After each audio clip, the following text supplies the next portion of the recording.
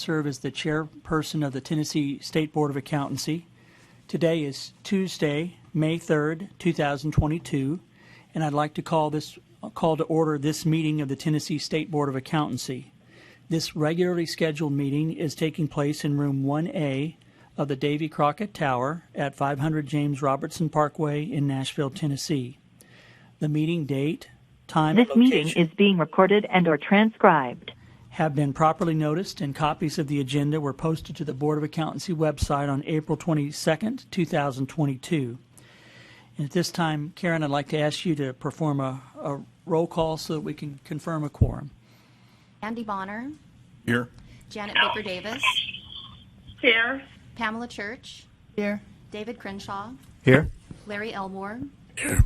Greg Gilbert. Here. John Griesbeck. Here. Kevin Monroe. Here. Gay Moon. Here. Rob Vance. Here. Judy Weatherby. Here. Hey, thank you. We have a physical quorum present in the room, and we also have one board member who's participating via Teams remotely.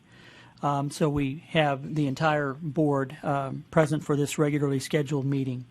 I do have some announcements. First, I would like to welcome Taylor Hilton with our legal team. She is currently handling enforcement-related matters for our board as we work to fill Maria Bush's position. Also, Tony Glandorf, who's here with us today, has been handling advisory-related matters for us, but he has recently taken on a new role in the department within the insurance and securities area. And Laura Martin has been appointed to the chief counsel role. And she's been with the department for several years, most recently as the policy director.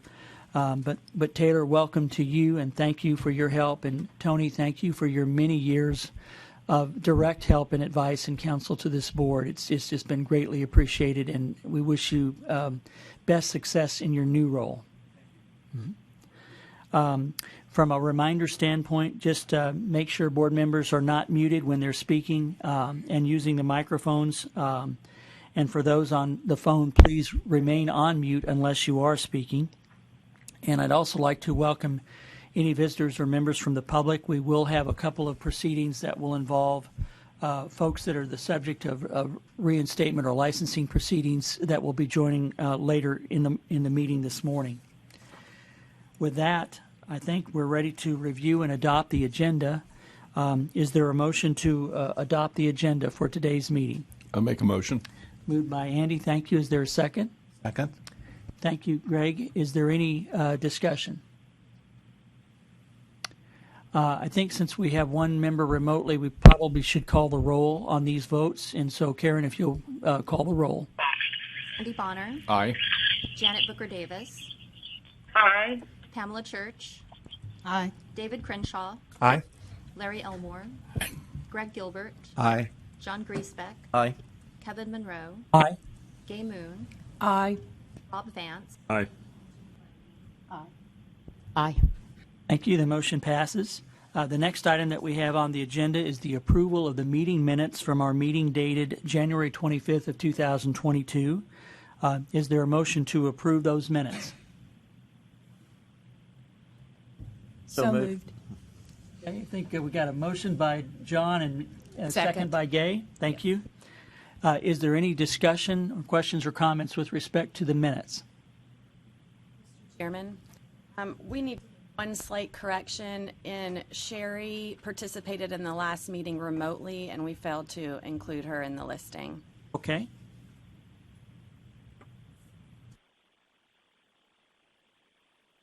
That is so noted. And are the movers and seconders of the motion comfortable with that addition of adding Sherry, so we don't have to go through the amendment process? All right, great. Any other comments or questions? If not, we'll go ahead and call the roll with respect to the motion on approving the minutes with the noted inclusion of Sherry participating from the staff side remotely. Andy Bonner. Aye. Janet Booker Davis. Aye. Pamela Church. Aye.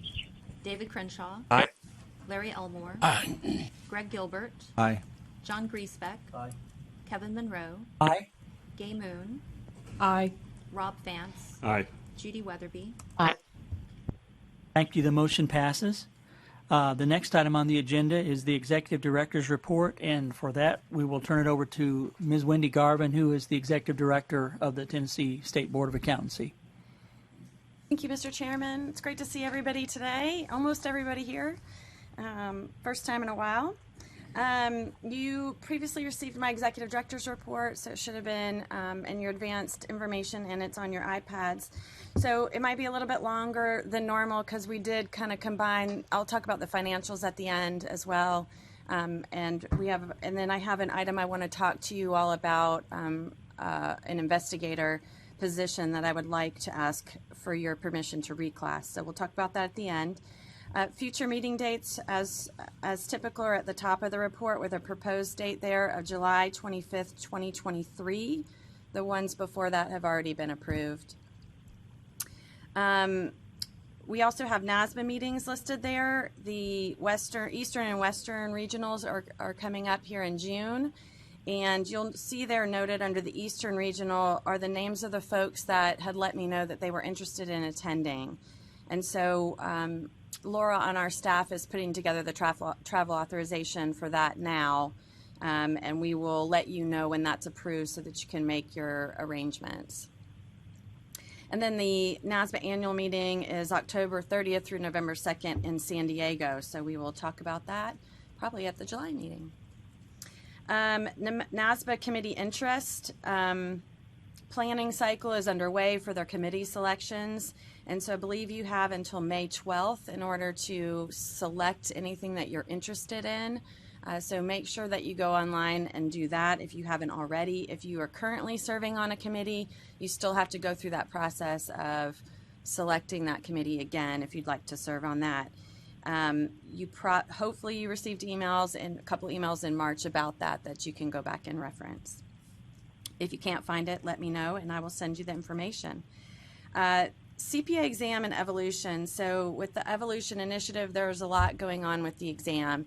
And Pam may be able to fill in some blanks a little bit later in the meeting, but I'll give you some highlights as to what's going on. The transition policy was announced for the 2024 exam since our last meeting. And in the back of the document that I provided, I gave you kind of an infographic or a graphic as to what that transition looks like. And when I mean transition, what I'm talking about is if you've taken certain parts before 2024 of the exam, but you are kind of in limbo and will still be taking certain parts after 2024. So in essence, if you are taking, if you have FAR, Reg, and Audit will just kind of transfer over and they will have the same initials. The content will change to some degree, but those will transfer over. If you took BEC and passed it, then you'll just need to take those 3 remaining parts after 2024. If you have not taken or passed BEC prior to 2024, there will be a hard cutoff and you will be required to select one of the disciplines as your 4th section after 2024. So that's basically what's been announced. There is a lot going on with how the transition will work from just the behind the scenes applying, when those dates will cut off or you can apply for certain sections. They are talking about the need for potential score holds after 2024, which is common when we make a significant change to the exam. And so those things are still being worked out and will be probably talked about some at the regional meetings and hopefully confirmed towards the end of this year so that candidates, educators have at least a year to know what to expect going forward. And from a structural changes, this is related to the exam itself, and there were 4 major items announced, I believe back in March, from a structural standpoint. One is assessing research and related critical thinking skills differently. So it's my understanding that the current functionality for research is pretty wide open and it's supposed to be ADA compliant, and they're having some difficulty with that. So they're going to start to assess research and critical thinking skills slightly different. And Pam may know more about that, and we can get you some more information. I believe I gave some links in here too if you want to read more about that. one of the bigger thing is replacing Excel. So they won't be using Excel anymore within the exam, and they'll be using a JavaScript-based spreadsheet called Spread.js. And so with the exam, they have to lock down a lot of the ability for the candidate so that, you know, it's a secure exam. And so Excel has moved to mainly an online based product, and so they don't have the ability to lock it down like they used to, or they're having some difficulty there. So they really don't have a choice but to find another something else to use. So Spread.js is what they're going to be using. It will be available on AICPA's website for candidates to test and use in advance to try to get used to that tool. And as you probably know, we don't assess someone's Excel skills on the exam. They just are able to use it in order to take the test.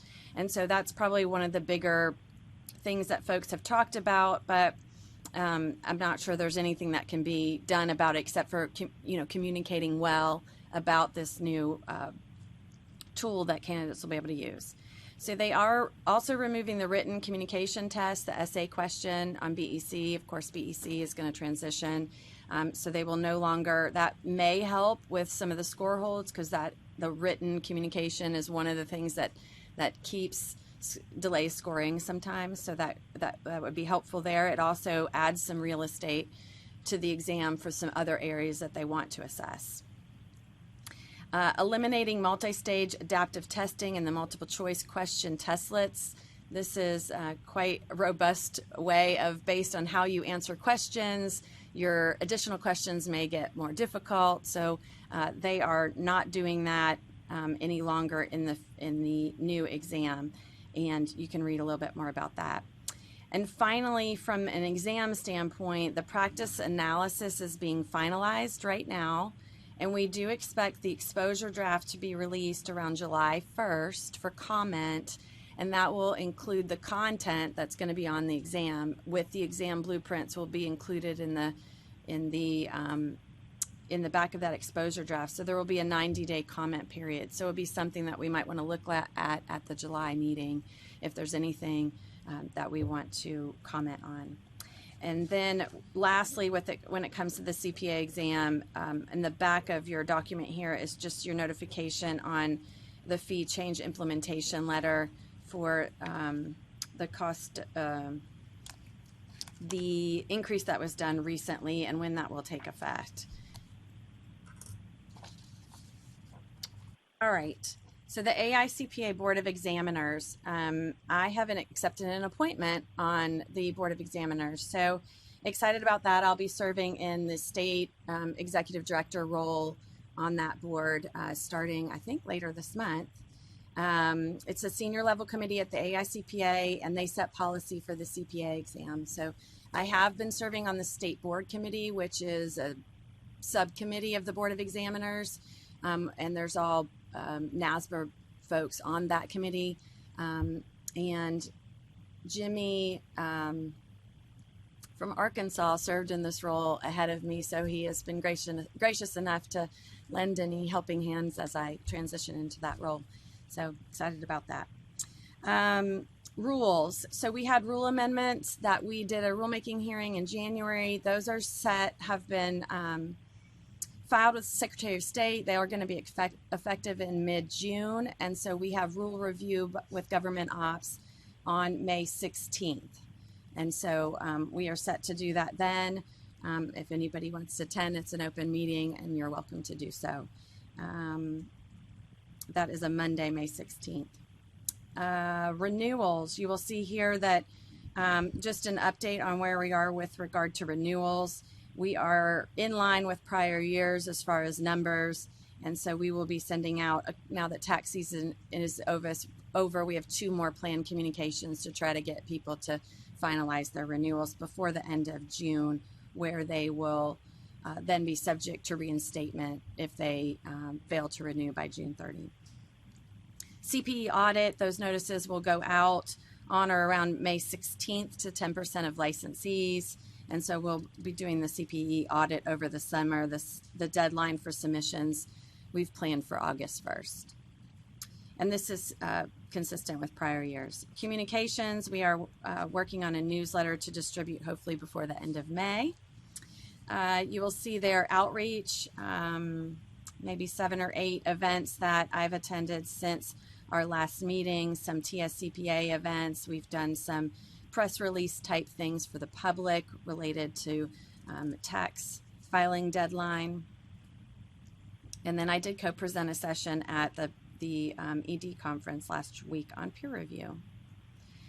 Performance metrics are listed there with our average number of licensing days, the online adoption rate for our applications around 98%, and our case and complaint performance is a goal of having 90% of our cases resolved in 180 days, and our most recent number is 96%. The last items there are your new licenses issued. We had 147 licenses issued in the first quarter. I did look at those from initial comparative to reciprocal, and 40% of those were reciprocal licenses, which is higher than I've seen recently. We've been around 30% of our initial licenses have been reciprocal. And then you'll have the overall population listed there of licensees. We're at 11,636 active licensees, individual licensees, and 1,804 active firms. And I think that's it for the main report. So I think we're going to want to look at the financials and then talk about this investigator position. So on your iPads, you should have the financial information, and I need to be able to read it.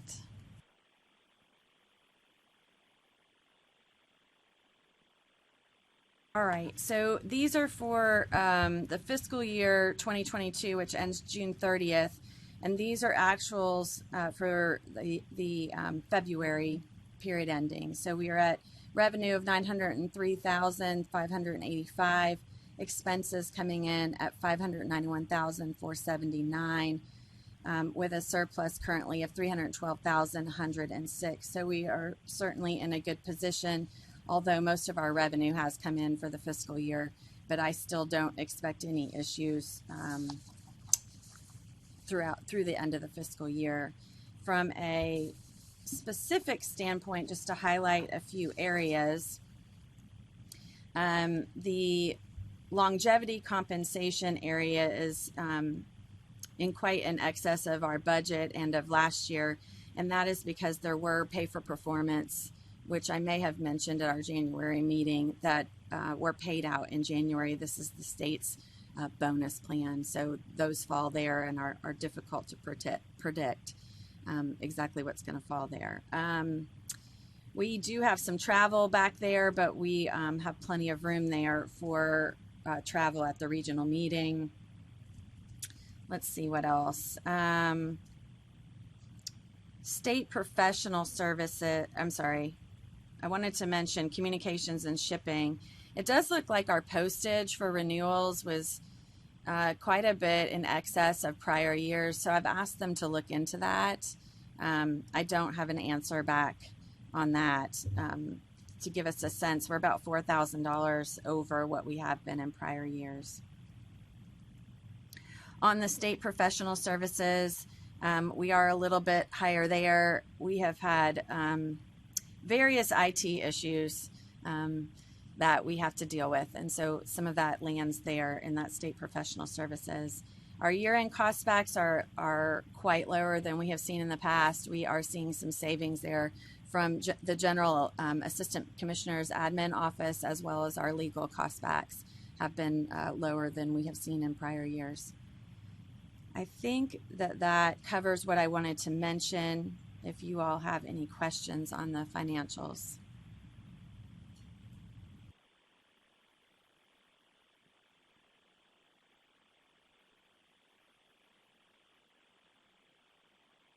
All right, so the last item, and then of course the board meeting date that we need to approve is You don't have a document on this. It is the investigator reclass that I'm requesting from the board. So some of you may remember, those of you who've been on the board for a while, we used to have 2 investigators. And so we went down to 1 investigator in 2016 or 17, but on paper, we still have that second investigator position. That position reports to the board. I am asking if the board would approve a reclass of that position to what we call an administrative, Reg Board Administrative 3 position. We do not have someone in that position, and I'm not asking for an additional position, but what I'd like is some flexibility for a couple of things. Going down the road, if we lose somebody and we have that position available, we would be able to much quicker hire somebody to replace anybody that we lose. It brings us in line with other boards of having an AARB3 position, which we don't have right now. We have 2s, and we have Karen in an admin manager position. So this is kind of a subject matter expert position. And lastly, it might give us an opportunity to offer a promotional position. So might be able to offer someone on staff an opportunity to move into a higher level position. So because there's different reporting authority with this position is why I have to bring it to you and ask you for approval. From an investigative standpoint, we of course have gone a number of years on 1 investigator. So I feel confident that we don't need that second position. If we found ourselves in a position where we saw an increase in complaints or we needed an additional investigative resources, we do have Rich's team that have some general investigative. They don't have the technical expertise, but they might be able to handle some unlicensed activity type items for us. We could also look at contracting in specific areas for those resources if we needed them. So do you have any questions about that? Ask. Questions for Wendy on that one? Not so much a question, but just, based on the description, Wendy, I think it's good to kind of be looking ahead and to kind of be managing our future staffing situation with as much flexibility as we can. And, at least from my perspective, we're not net adding a position, we're changing one out, and that even the new requested position is not immediately being filled. And that will just depend upon the need. And so I'm not uncomfortable with that request, but are there any other questions or comments from board members about that? I think it's smart of you to assess your resources and your ability and to shift where you need things. I think Sharon has been able to handle everything so far, and I'm totally in agreement with using the resources that are already set up for what you need. Why don't we go ahead and solicit a motion and then a second, and then we'll have time for more comment before we vote on this particular request.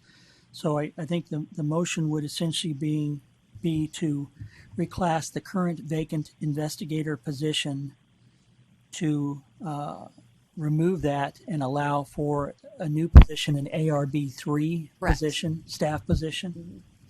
So moved.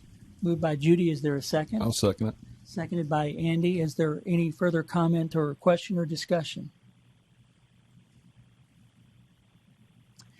Not. Karen, will you please call the roll? Andy Bonner. Aye. Janet Booker Davis. Aye. Church. Aye. David Crenshaw. Aye. Larry Elmore. Aye. Greg Gilbert. Aye. Aye. Aye. Aye. Rob Vance. Aye. Weatherby. Aye. Thank you. The motion passes. And we do have one other action item arising from Wendy's report, and that is the need for the board to approve the new future meeting date of July 25th, 2023 for the board's meeting. Is there a motion? I'll make a motion. Moved by Andy. Is there a second? Second. Seconded by Greg. Is there any further comment or discussion? Not. Karen, will you please call the roll? Andy Bonner. Aye. Janet Booker Davis. Aye. Pamela Church. Aye. David Crenshaw. Aye. Larry Elmore, Aye. Greg Gilbert, John Griesbeck, Aye. Kevin Monroe, Aye. Gay Moon, Rob Vance, Aye. Judy Weatherby, Aye. Thank you. That motion passes. Wendy, are there any other items from the executive director report here that you have to bring before the board? Oh, that is it. So the next item on the agenda is the reinstatement application for Ms. Amy Zerwinski. In our prior meeting in January, we effectively, in a procedural motion, approved not the reinstatement itself, but the fact that the application was in good order to proceed to this meeting, which is our second procedural meeting, where we will actually discuss the merits of the reinstatement application itself. And is Ms. Zerwinski present either in person or on the phone? In person? Great. Thank you and welcome. What we'll first do is turn it over to Tony Glandorf, our legal counsel, and he will kind of set the stage for this process, and then we'll move forward through the reinstatement.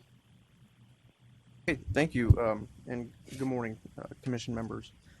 So on your iPads, I drafted a memorandum for each of you that I'll go through the intent of that is so that I could get all of the members kind of on the same sheet of music as to the situation and what your duties and responsibilities are, and under the statute, how you make that decision. So it's to help you all make your decision.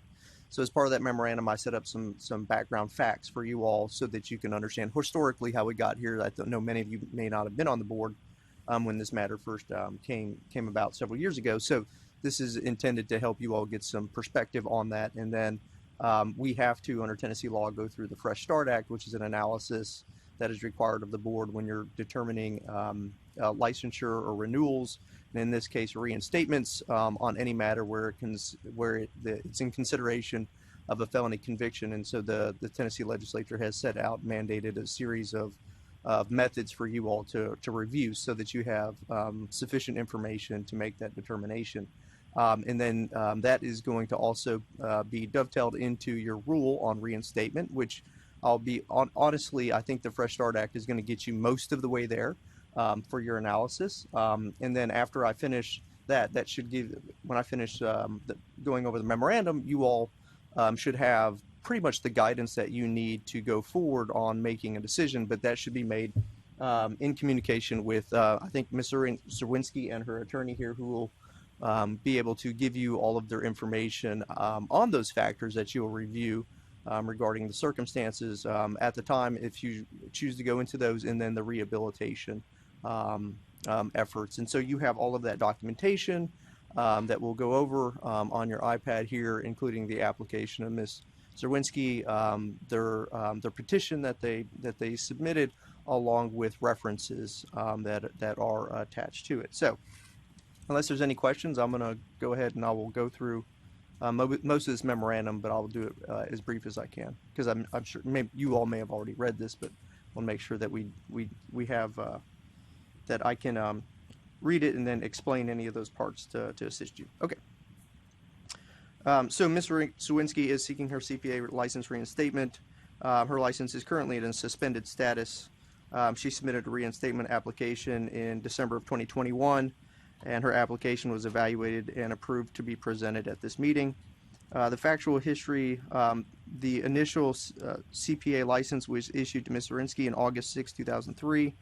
In 2016, there was a she self-reported to the board that she pled guilty to a Class D felony for conspiracy to commit wire mail and bank fraud related to the signing of the mortgage documents that were prepared by her husband, and it indicated church leaders. And if they would like to explain more on that, they absolutely can. I will state that so that you all know, when it comes to classes of felonies or whatnot, a Class D felony is a very low-grade felony, very low grade. The underlying offense was dated from March 25, 2008. Additionally, it was determined that Ms. Zerwinski's forged her mother's signature on the power of attorney documents that had a co-worker notarized the forged signature, and Ms. Zerwinski was sentenced to probation in order to pay restitution. And that was in the agreed order that was entered into several years ago between Ms. Zerwinski and the board. So The board imposed the discipline for acts discreditable, fiscal dishonesty, and conviction of the felony. The discipline imposed by a board included requirement to continue maintain CPE requirements and suspension of the license that ran concurrent with her federal probation. The discipline was agreed to by the board by way of the agreed order, which I mentioned earlier, on February 16, 2018. To date, Ms. Lewinsky has submitted proof of her federal probation had ended August 31st, 2021, and she's currently in compliance with her CPE requirements at this time. As I mentioned earlier, in reference to the reinstatement applications, you all have a rule 0020-1-.103 states such applications have to be submitted to the board at the next meeting and evaluated and reviewed for presentation at the following meeting, which is what we are doing now. So as to your board's discretion, in deciding whether to approve the reinstatement application, the board may consider all activities of Ms. Lewinsky since her license suspension was imposed. Such considerations reviewed under the Fresh Start Act, as I spoke of earlier, in 62-76-104 in conjunction with your rules 0020-01-.10, that the board may reinstate the license. The board may also impose additional terms and conditions for reinstatement. I go down and I also list the applicable laws again that I just stated. The Fresh Start Act analysis. So on the bottom of page 2 of the memorandum, if you all are looking at it, page 2 in the bottom there. So for the Fresh Start Act analysis, because the reinstatement arises in part of a criminal conviction, a Fresh Start Act must be evaluated to determine whether the crime directly relates to the accountancy profession. For an administrative review of this conviction in order to comply with the Fresh Start Act, the following must be determined. And the Fresh Start Act indicates that the subject to the exemptions in the section, which do not apply in this case, a licensing authority shall not deny an application for license, certificate of registration, or refuse to renew a license, certificate, or registration. It is due to a prior criminal conviction that does not directly relate to the applicable occupation, profession, business, or trade. In considering whether to deny an application for license, certificate, or registration to a requester pursuant to subdivision B1, which we just read, or whether to refuse to renew a license, certificate, or registration on basis of criminal conviction, the licensing authority, which is you all, must consider the following. This is what you must consider, and it's these 4 factors on the top of page 3. The relationship between the nature of the crime and the purposes regulating the occupation, profession, business, or trade.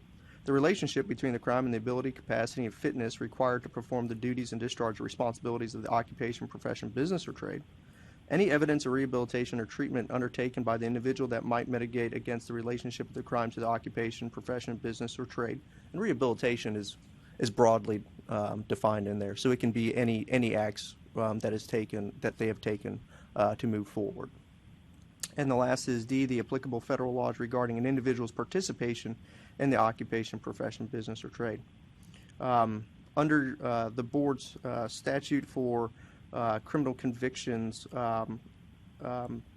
as to the relevant criminal convictions, this one, as I stated earlier, was a Class D felony of conspiracy to commit wire, mail, and bank fraud.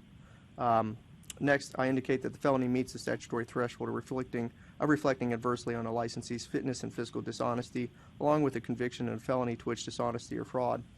It additionally reflects adversely on the profession and shows a lack of good moral character at the time. Therefore, the board would have discretion to review this request and decide reinstatement disqualification based on these facts. And then, based on the analysis provided above, the requester's felony conviction does constitute a crime demonstrating a lack of good moral character.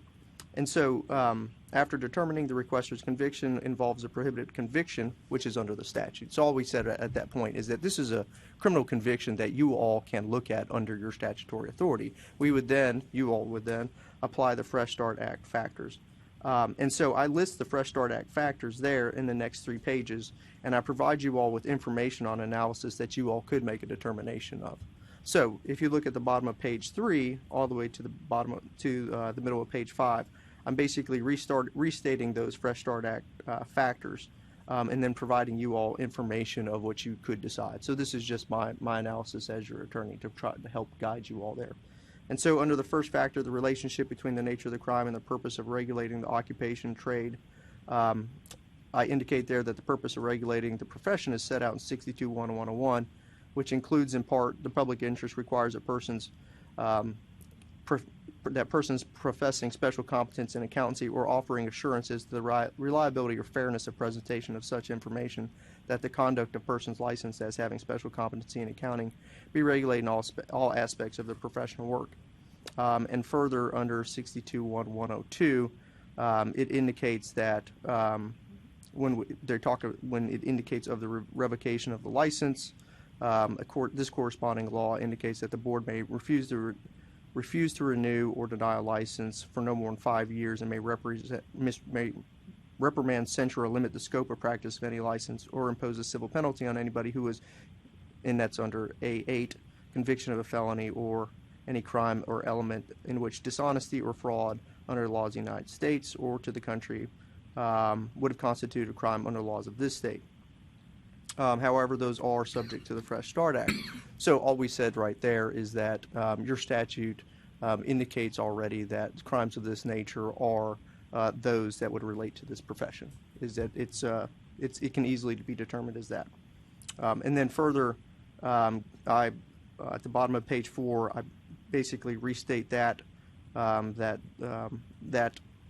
conviction there could constitute a crime that shows a lack of respect for the legal norms regarding financial information and disclosures. The second factor at the bottom of page 4 is the relationship between the crime and the ability, capacity, fitness required to perform the duties and discharge responsibilities of the occupation. And so indicating in there, I indicate that the profession of public accountancy includes the conduct of a test work and issuance of reports, the definition of each. Provide the licensee shall make certain qualifications as to standards used in the service provided. A dishonest licensee could make such a false certification in order to hide or mask the true nature of financial position. Such dishonesty would be akin to similar lack of morale and those that conduct fraud. As such, the board could determine that the requester lacks fitness required to discharge responsibilities of the profession. Okay, so those first two factors, we're talking about the past as to what the criminal conviction could be found to be seen as one that does relate to the profession of accountancy and the risks imposed if they have that conduct, if they're in the profession of accountancy. The third factor is moving forward since that act, which talks about the rehabilitation. And so you all are also to look at not just whether or not that conviction directly relates to accountancy, but also the rehabilitative acts that have happened since. And I believe Ms. Lewinsky and her attorney will speak to those just shortly when I finish here. So the third one is any evidence of rehabilitation or treatment undertaken by the individual that might mitigate against the relationship of the crime or the occupation, profession, business, or trade. And so what I'm going to state here is I'm just going to restate briefly what was submitted that you have in your packets there with you, which is the applicant provided an affidavit stating that since the suspension was imposed, the applicant has served in the capacity of the Chief Financial Officer of MVI Field Services, LLC, MVI Facility Services, LLC, both subsidiaries of Park Capital, LLC, a Tennessee Limited Liability Company. In such capacity, she has earned the trust of diligently served the interests of the company, its owners, employees, and business partners. She has been given the opportunity to, and now has become a member of the company and serves on the company's board of managers. Such information may be determined by the board as rehabilitation, and that the applicant is now entrusted by others to oversee crucial finances of the company. Additionally, the applicant provided character references from 5 individuals, including the comptroller of the state of Tennessee, Justin Wilson, regarding character and work as a CPA. The last factor is not applicable, which is regarding whether or not any federal laws would be at issue here. And so my recommendation basically in bold indicates that the board, that as a board, it is my opinion that you all could make a decision that you would have discretion to disqualify such a requester based on the felony convictions under the analysis of the Fresh Start Act, unless the board finds that she has been rehabilitated, and in such case, you likely would not have discretion to disqualify if you found that the rehabilitation mitigated the underlying acts. I do provide the rules that you have for reinstatement. I think number 4 is probably the most comprehensive. It indicates that you all may consider activities of the applicant since the revocation or suspension, which this would be supplemental to the Fresh Start Act, which would also include the applicant's rehabilitative efforts, the restitution or damages to any parties that was imposed and submitted, and the applicant's general reputation for truth and professional probity. You may also ask questions to the applicant, which you are about to do, or the complainant or any individual that may have been injured. That ends my portion to try to set you all up for this analysis. Do you all have any questions of me?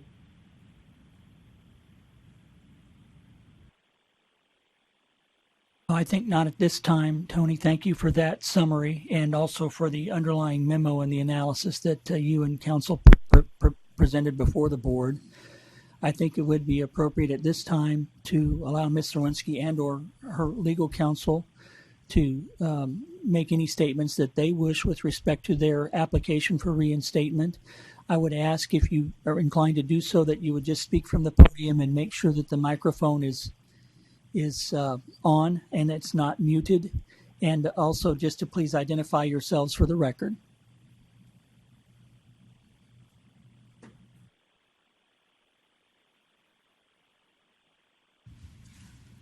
Thank you very much. My name is Randy Bruce. Can everybody hear me? Is that? Let me just check. Janet Booker Davis, can you hear Randy from the podium? Yes, I can. Thank you. Thanks. First of all, I really appreciate the time that you guys have given today to this very important matter. Mr. Garvin has done an excellent job apprising you of the law. I won't go into all of that. It's unnecessary because you have it before you. And I really want to just say a few words myself before allowing Ms. Lewinsky. She has a statement I think she'd like to kind of read to you guys to give you some background. But I thought it would be important to understand, first of all, my name is Randy Bruce. I'm an attorney. I've been practicing in Middle Tennessee since '96, started out at Bass, Berry & Sims. Been mostly a corporate lawyer my entire career. I've been in-house as well as with Bass, and then also been on my own for several years where I serve as outside general counsel to smaller companies. Okay, so the point of that is I have a great deal of experience in dealing with boards of directors of companies, CFOs, accounting firms. We have some great accountants in Middle Tennessee and in the state of Tennessee as a whole, and I always know what good hands we're in, particularly with the designation of CPA next to someone's credentials. And so I respect a great deal what you guys do here, and I appreciate it. I came to know Ms. Lewinsky a few years ago when I began serving as outside kind of general counsel for her companies. She was the CFO of those companies. The primary owner is a gentleman named Richard Patterson. She has two other partners. There's four of them. They are a very important company. They employ hundreds and hundreds of people who service both airports and gas stations around the United States. They're based here, and we're so fortunate in Middle Tennessee to have many companies like this. This is just one of many that we have, and this is one of many that your board essentially has a role in making sure that they have the right accounting, advice, because frankly they rely on those who are licensed by you for advice. Ms. Lewinsky obviously has not had her CPA because it's been suspended for the last several years, but she's been able to gain a role of trust in this organization. I have not experienced an accounting professional and certainly a CFO who is more dedicated to her company and to doing the right thing in all of my years of practice. I think that's very important because my perspective is not just someone who was hired out of the blue to represent someone in front of this board. And so I come here today basically just to give you a few thoughts on this myself for what they're worth. In particular, obviously this occurred in 2008, and understand that was 14 years ago. We know how the wheels of justice can slowly churn at times. It's something that, she was made aware of a situation shortly thereafter because we know what happened in 2008 with the mortgage industry. It caught a lot of people up in it. Now, in her case, it had nothing to do with what she was doing professionally, frankly.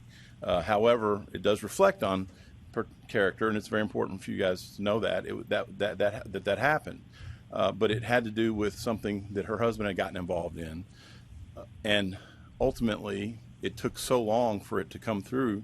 It was 2016 before she pled guilty, and she really had no choice but to plead guilty in this situation because obviously, it was something that she had to move on with. She was offered a deal that would allow her to take care of her children, and so she was given probation. She didn't serve any jail time, but she did pay a substantial price through all of this.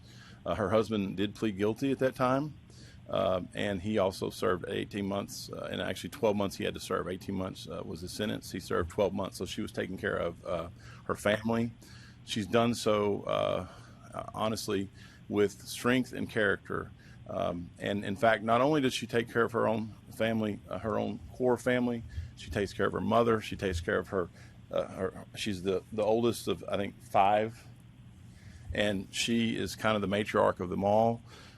And she has a lot of weight on her shoulders, and it's remarkable how well she's done over these years. She certainly is not the same person who did the act that is understandably noted in the agreed order that is before you. But at the same time, she recognizes who she was then. She recognizes the naivety she had. She recognizes that it's something that she would never allow to happen again. And that's very important, I think, to you all. Obviously, I see her as a credit to her profession. I see her as a person with great moral character, quite the opposite of what this act perhaps would reveal in and of itself. And she has made restitution to banking institutions. In 2008, they invested a substantial amount of money in this, which she understood it to be an investment opportunity. They lost that money, and frankly, her initial instinct was, she always cooperated with law enforcement, part of which was because she was hoping to maybe get some justice of her own, because they lost money to a scheme, ultimately, that they didn't understand all of the inner workings of. At the same time, she has subsequently gone through the process, the probationary process, through for the conviction that she pled guilty to. She's been making restitution to banks.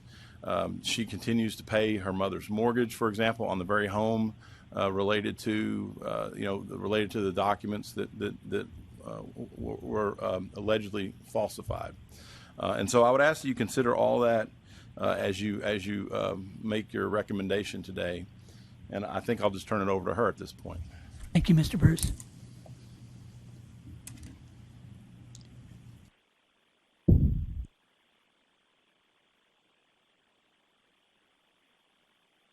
Welcome, Mr. Winsky, and please just speak into the microphone when you're making your statement. Okay.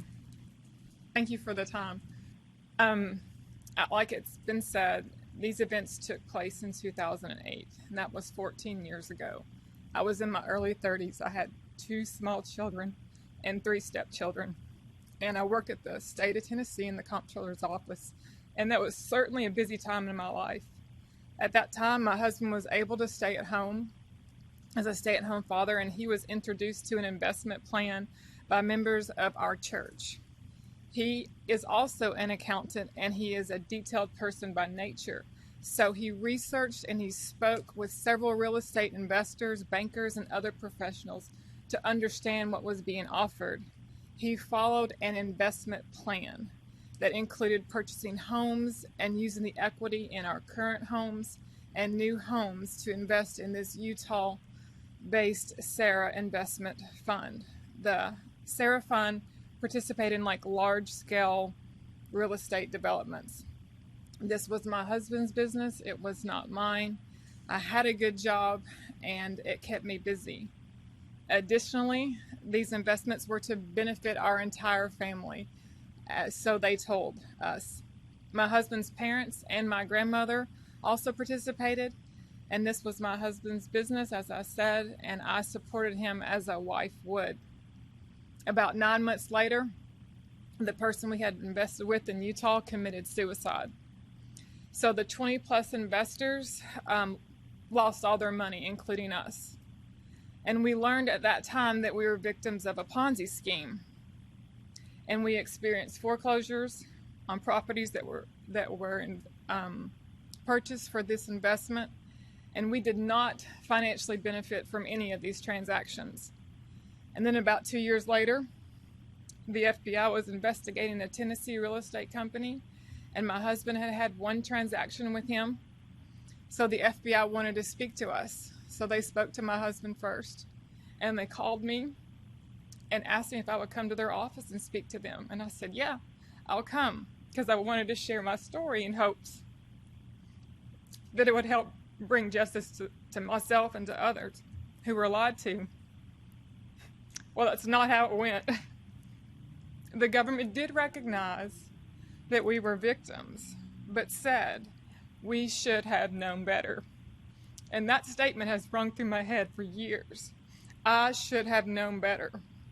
I didn't see it at the time, but I do now. At that time, I was young, I was naive, and I trusted what people told me. I did not have a reason to not trust my husband or the professionals that were giving him advice on structuring the deals. Ultimately, the government was after the bigger fish, and they wanted the rest of us to plead guilty to help their bigger cases. Our case would go cold, and then it would go on, and then it would go cold again. And so for 8 years, you just didn't know what was going to happen. And it was under seal at that time.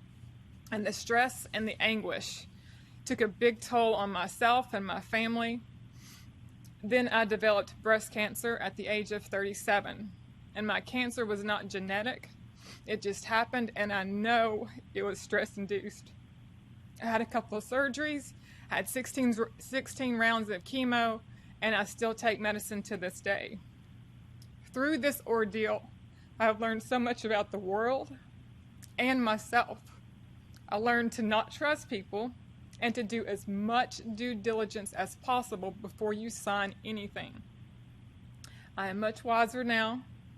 This was an isolated event in my life. I regret it.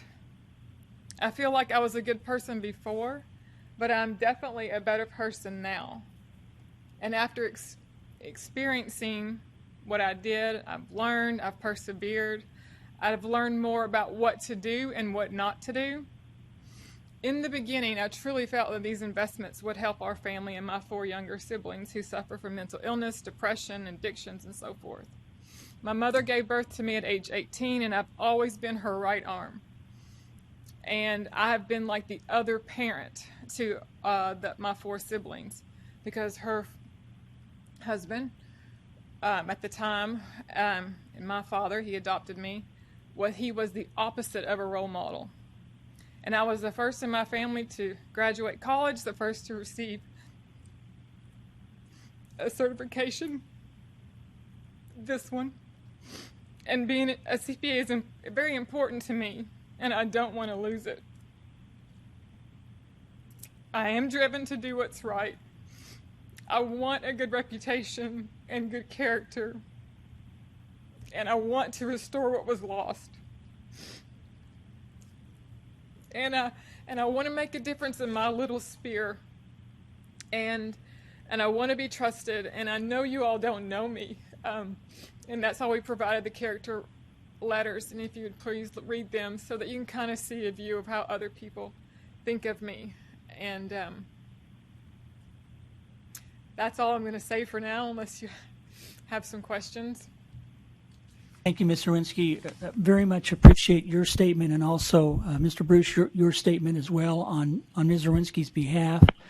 What we normally do is a proceeding in this kind of a situation for a reinstatement request is we do allow the board members, if they choose, to ask questions of you, and your legal counsel is welcome to participate in that process as you and he see fit.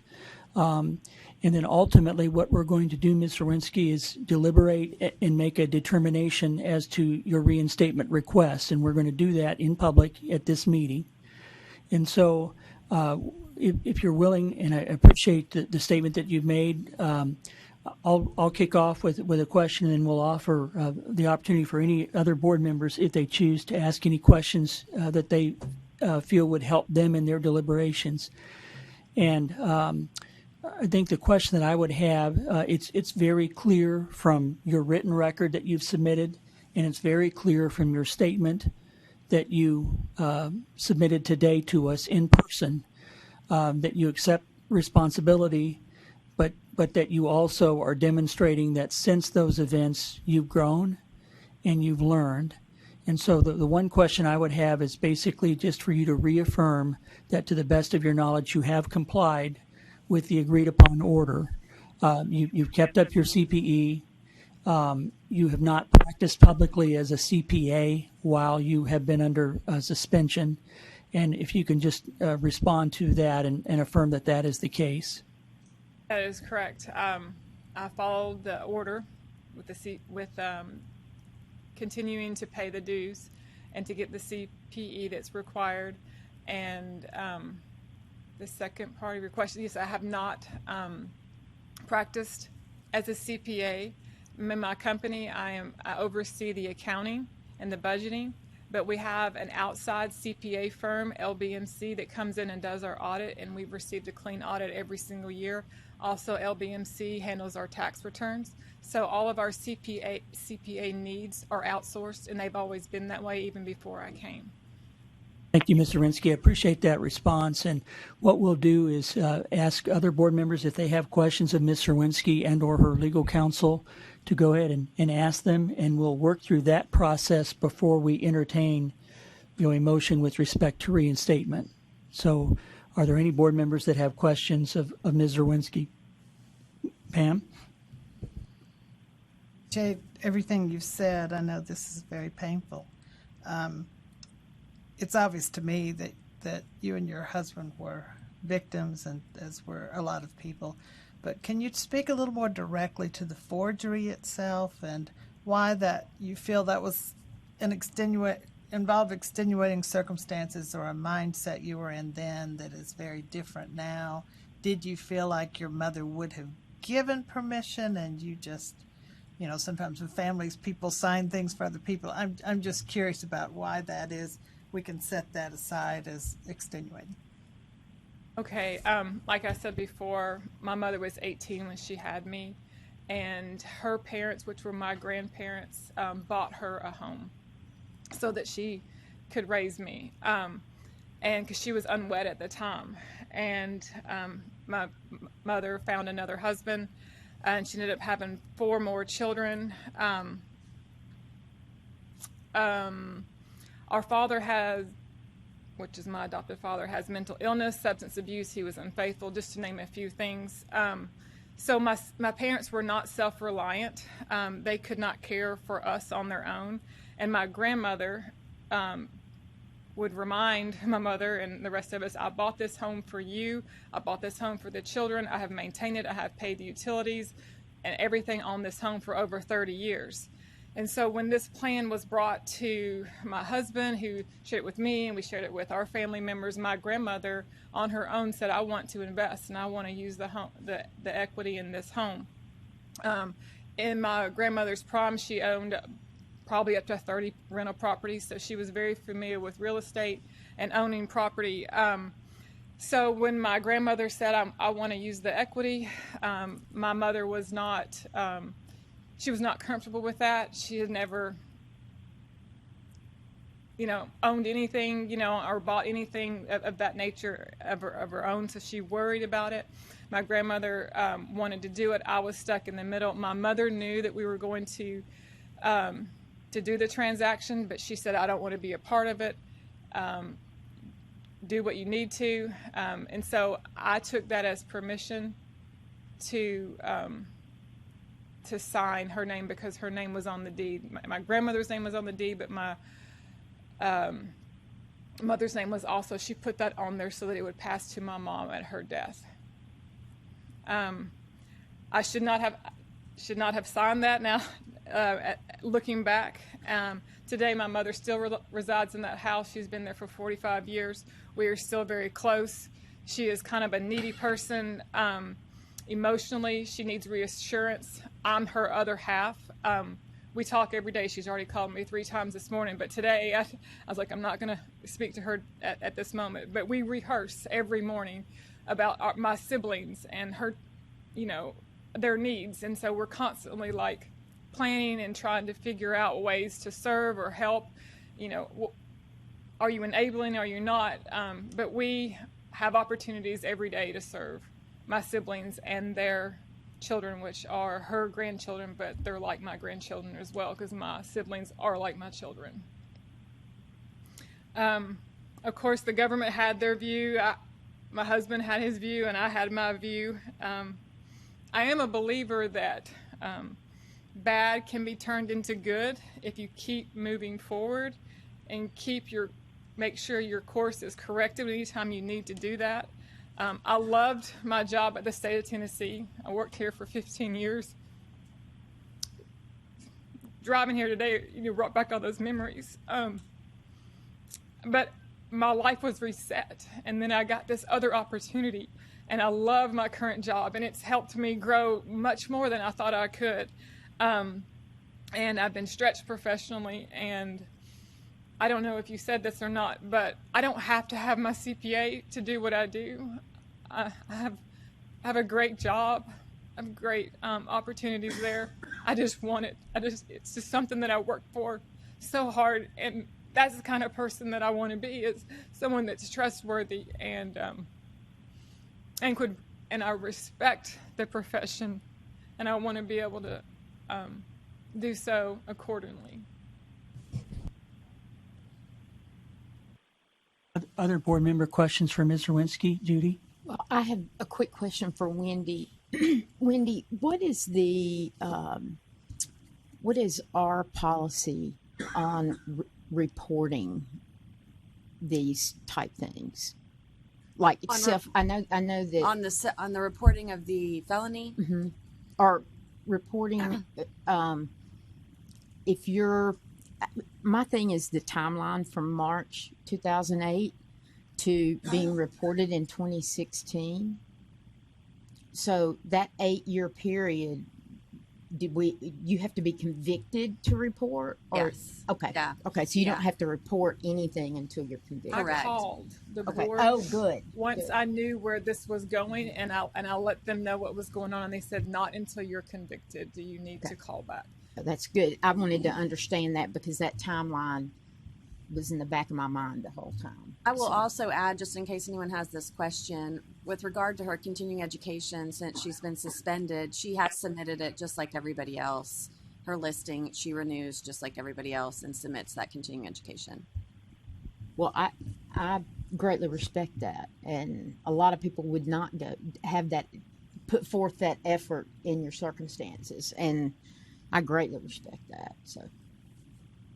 Thank you, Judy, and thank you, Wendy. Any other board member questions for Mr. Lewinsky? Robert? I had one. Thank you. I realized 2008 was an extremely unprecedented time in this country. And I'm a forensic accountant, so I deal with criminal issues fairly often. And I understand how the terms wire, mail, and bank fraud are extremely difficult terms that aren't necessarily descriptive of what really happened. And I like Pam. The one thing that stood out to me was the signing of the power of attorney for your mother. That's the one thing I wanted to know about. But what I specifically, the documents indicate that it was a power of attorney. Was this like a general durable power of attorney? It was not. That one transaction. Okay, just for the mortgage. Okay, well then that's not great, but that's better than the general durable power of attorney. Thank you. Thank you, Robert. Other board member questions of Mr. Lewinsky? Mr. Chairman, I'm sorry. I do have a comment. First of all, thank you for being here today. I don't believe that you and I have met before, but I would like the record to reflect that I'm a retired LBMC shareholder, and I didn't know that LBMC was your CPA firm, so I believe I should recuse myself just to avoid any appearance of conflict. Understood, Greg. Thank you for mentioning that and bringing that out. Other questions? I have a couple of questions. Can everybody hear me okay? I'm like you. I'm recovering from cancer, too. I had radiation on my throat, so I'm getting better, though. I'm trying to understand. In the document that Tony prepared, it says that that these documents that you signed were fraudulently prepared by your husband and church leaders. So, was there false information in these documents, or what? That depends on who's looking at it. I did not feel like they were false. I think because you put your financials down, and so we had X amount of money invested in this Sarah fund, so that was listed as an asset. We had our income. I think the government said, well, the money that was invested with the Sarah fund, you shouldn't have included that on your financials. Well, to me, who I didn't think there was anything wrong, with that. But my husband did prepare the applications. I didn't have any reason to believe that they were not correct. I think one application might have said,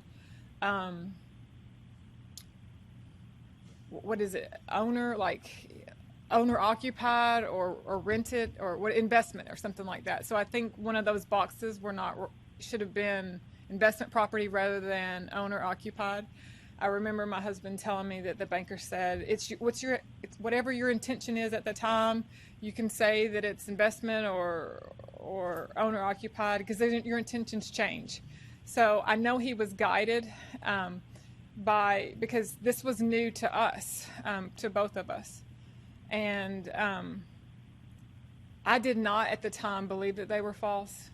But if I go back and look at it now with my different set of eyes, I probably would have, hopefully I would have questioned more. And that's why I brought up I would do more diligence. So are we to assume that you signed these documents personally and not as a CPA? Yeah, CPA never showed up. I signed it as a borrower, not as a CPA rep saying that such and such. Yes, as a borrower. I borrowed on borrowed on one. Another short question.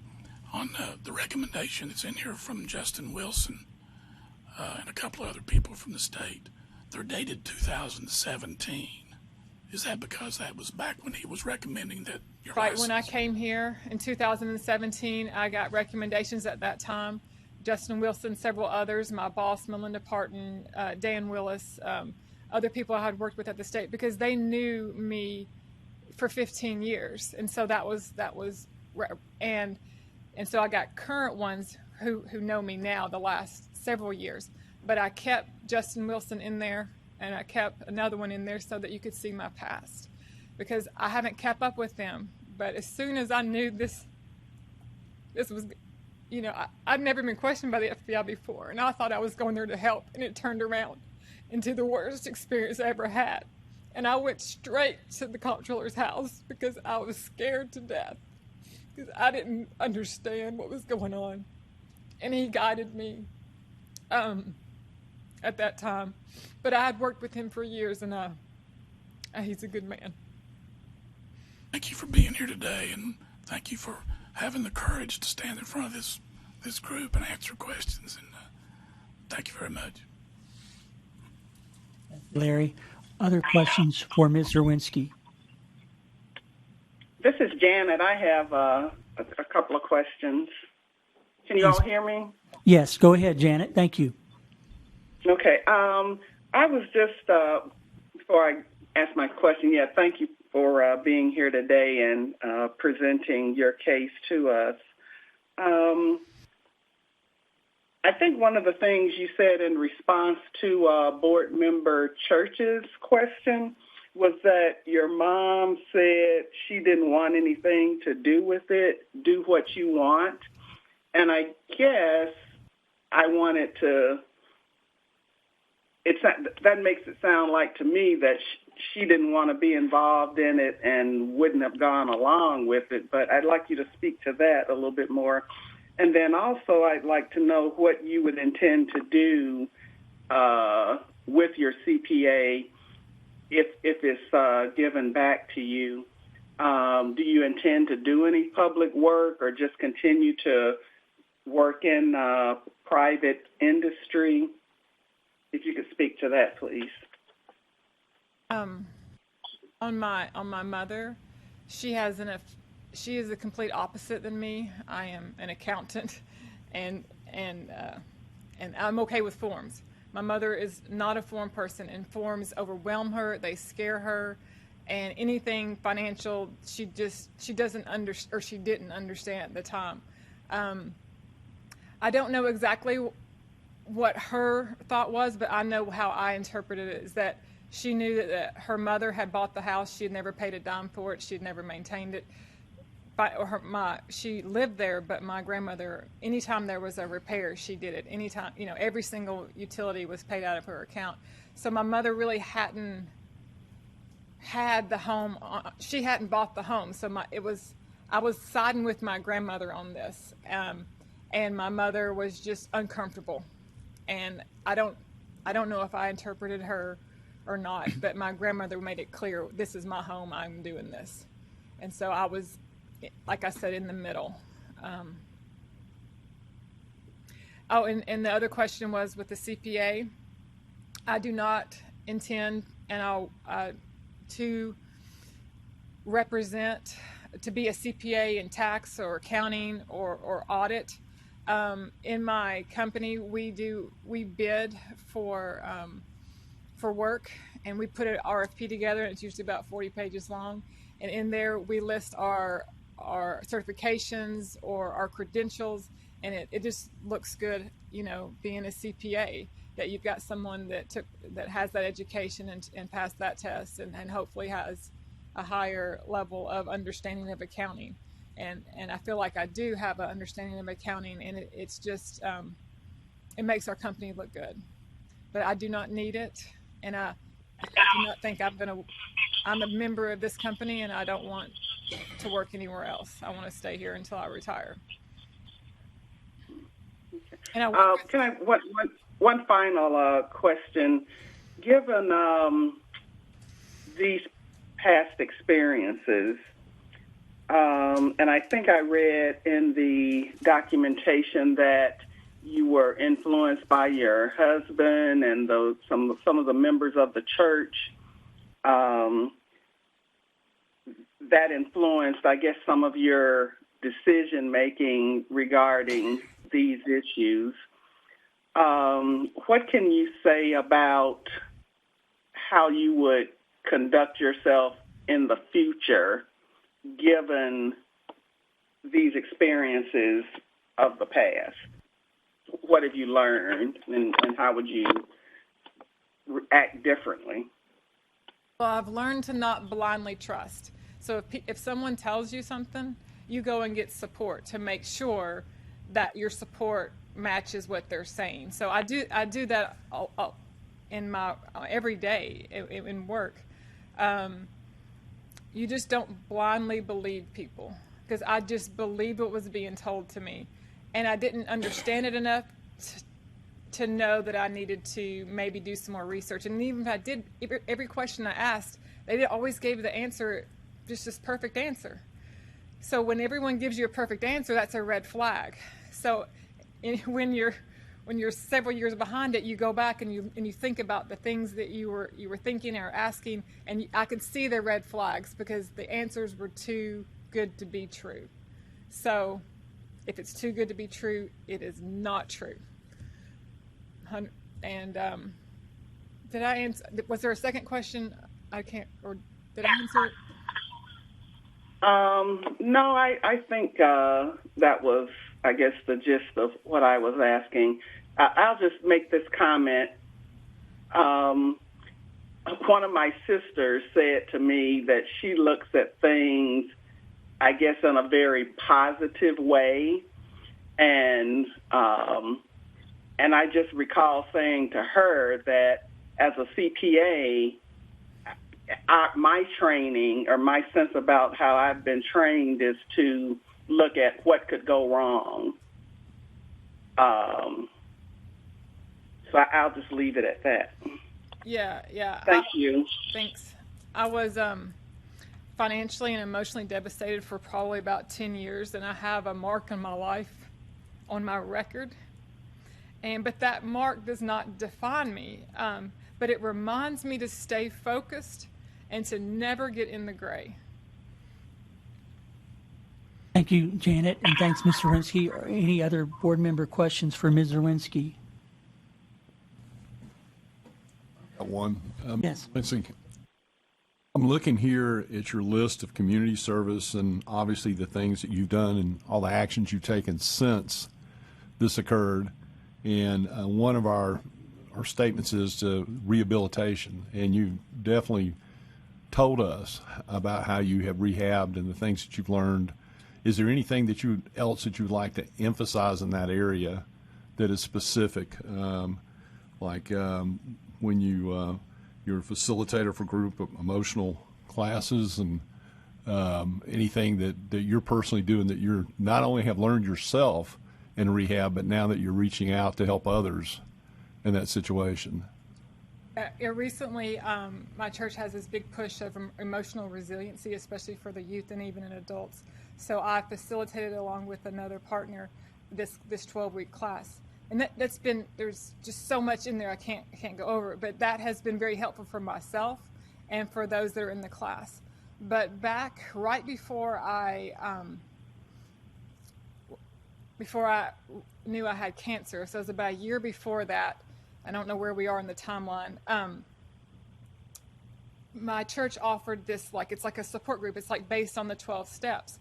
And it's for when you have spouses and addictions or bad habits or whatnot, and tries to help you separate from that and then focus on yourself. And so I remember the first day I went, and usually you come to those kind of things when your life is out of control. And at that point, my life I thought was completely out of control. I thought I had ruined everything. And there was something called let go and let God kind of a thing. And I'm like, well, how do you do that? Because I'm trying to control this. I can't get the government to get off my back. I can't get them to see my point of view. And finally, I just had to let go. And then you just work on yourself and you build back up. And it's amazing what that process can be. And I did that class for a year, every once a week. And I connected with those folks, and I learned about codependency. And I didn't really think I was a codependent person, but sometimes you can have those codependent behaviors. But that was one of the best experiences I had through this. And sometimes when you're down on the ground, and then you get this program, and then it's beautiful. And then I found out I had cancer, and I was like, ugh. So, but that also was a beautiful experience, because you see your support group, and it's wide, and I actually felt like I could ask for help, because when I was going through this, I didn't want to tell anybody because I was so embarrassed. This was a mark on my character, and I didn't like it. So I didn't share it with many people. So I suffered alone a lot. But then when I had cancer, I was like, okay, I can talk about that one. And so, but the people who really knew me were like, gosh, can there be one more? But yes, you're prepared for the next and the next. And I'm certainly a lot stronger mentally, I guess physically as well. I'm going to stop talking. Well, thank you for sharing that. Thank you. If there are no other questions for Ms. Zerwinski, Tony, just procedurally, in the past when we've had to apply the Fresh Start Act considerations, what we've done is a situation where the first vote would be on reinstatement. If the board votes to reinstate the application, then we don't need to go through the Fresh Start considerations because we haven't denied reinstatement. If the board votes not to reinstate, then my understanding is that we would have to go through at least some of the Fresh Start items that are applicable here, and specifically make a determination as to why we believe that rehabilitation has not taken place to the degree that it needed to mitigate the original suspension. Is that a correct way to proceed? So for yes, so I don't see an issue with that, other than if you do have a motion for reinstatement and you're speaking of reinstatement, there's nothing that prohibits you from, through the discussion process, as to why, because I'm assuming you're trying to convince other members as to that position. However, if you were entertaining a motion to not reinstate, then part of that discussion should specifically talk about these factors, just as you were alluding to, as to whether it directly relates to the profession, why, and then rehabilitative efforts, and why rehabilitative efforts would not overcome the underlying directly relation to the profession. So, understood. Yep. Thank you for that distinction. With the board's permission, I would like to entertain a motion to reinstate Ms. Zerwinski's license, which has been in suspended status. So I'll ask for a motion in a second, and if there is a motion in a second, then we'll proceed So to moved. deliberate that. Motion by Judy. Is there a second? Second. We have a second by multiple people, but I heard Andy slightly first, Larry. So we have a motion and a second to reinstate Ms. Zerwinski's license. At this point, if you're welcome to sit down, Ms. Zerwinski, if you'd like, because we've gone through our question and answer period. We'll now have time for discussion and any board members who would like to make any comments from their perspectives.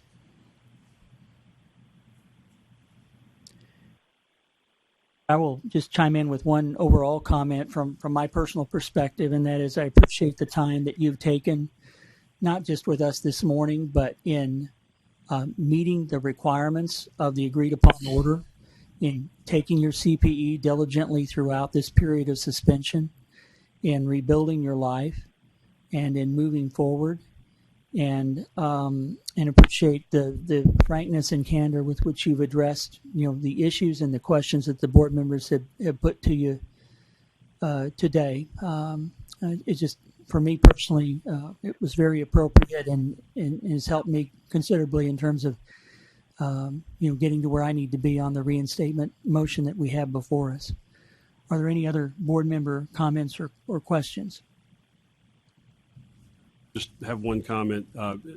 Once again, in my profession, I deal with a lot of people who have committed some crimes, and they all have one thing in common: they lie a lot, and you're not that person. So I do not get that impression at all. So thank you. Thanks, Robert.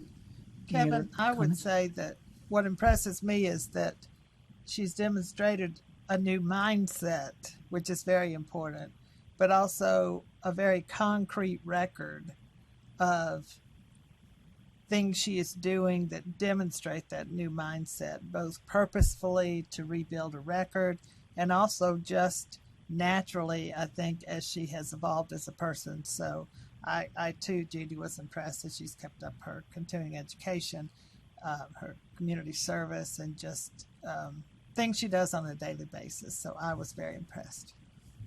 Thank you, I would like to add that, it's a comment that she made, which is very clear. She loves the job she has. She doesn't have to have the CPA certificate for what she's doing, and she's committed to that. But the CPA license means a lot to her, and that was very that was a very strong, emotional, and determined. She's definitely set out to, I guess, be rehabilitated so she can get that back. That's important to her, and I think that's very important to this profession, that she would carry through and do all the things required and stand there in front of all of us. We're probably scary people sometimes, and to see this through. She had to have a lot of stamina to see this through. So I greatly appreciate that. Other comments from board members? I would also like to say that I'm greatly impressed with what you've been through and how you approached it and how you rebuilt your character. And, you don't need a CPA to say that you have a strong character anymore. But I think you represented yourself very well and why you want it. And just I appreciate you coming and speaking before us and sharing that. No other comments. We'll call the roll on the motion, which is to reinstate Ms. Zerwinski's license. Honor. Aye. Janet Booker Davis. Aye. Pamela Churt. Aye.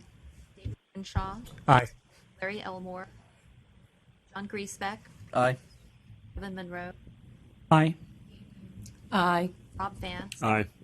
Weatherby. Aye.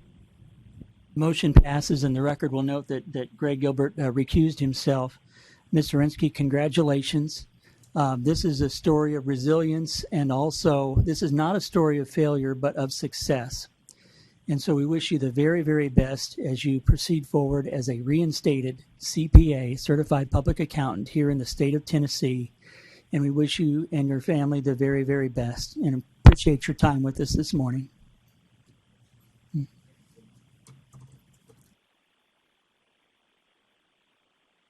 What I would like to propose for the board that we do is we take a 10-minute recess here until 10:05, and then we will reconvene at 10:05 Central Time.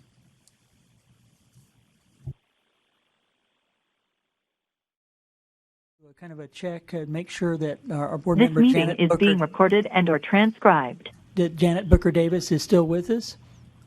I am. Thank you, Janet. And also just to check to make sure that Ms. Brandy Leanne Murphy is with us through the Teams meeting process. Yes, sir. Great. Thank you, Ms. Murphy. We will go ahead and convene. The next item on the agenda is the criminal conviction review with respect to Ms. Murphy. And Tony, if I may, I'll turn it over to you to also set us up and walk through the memo that you have prepared with respect to this matter.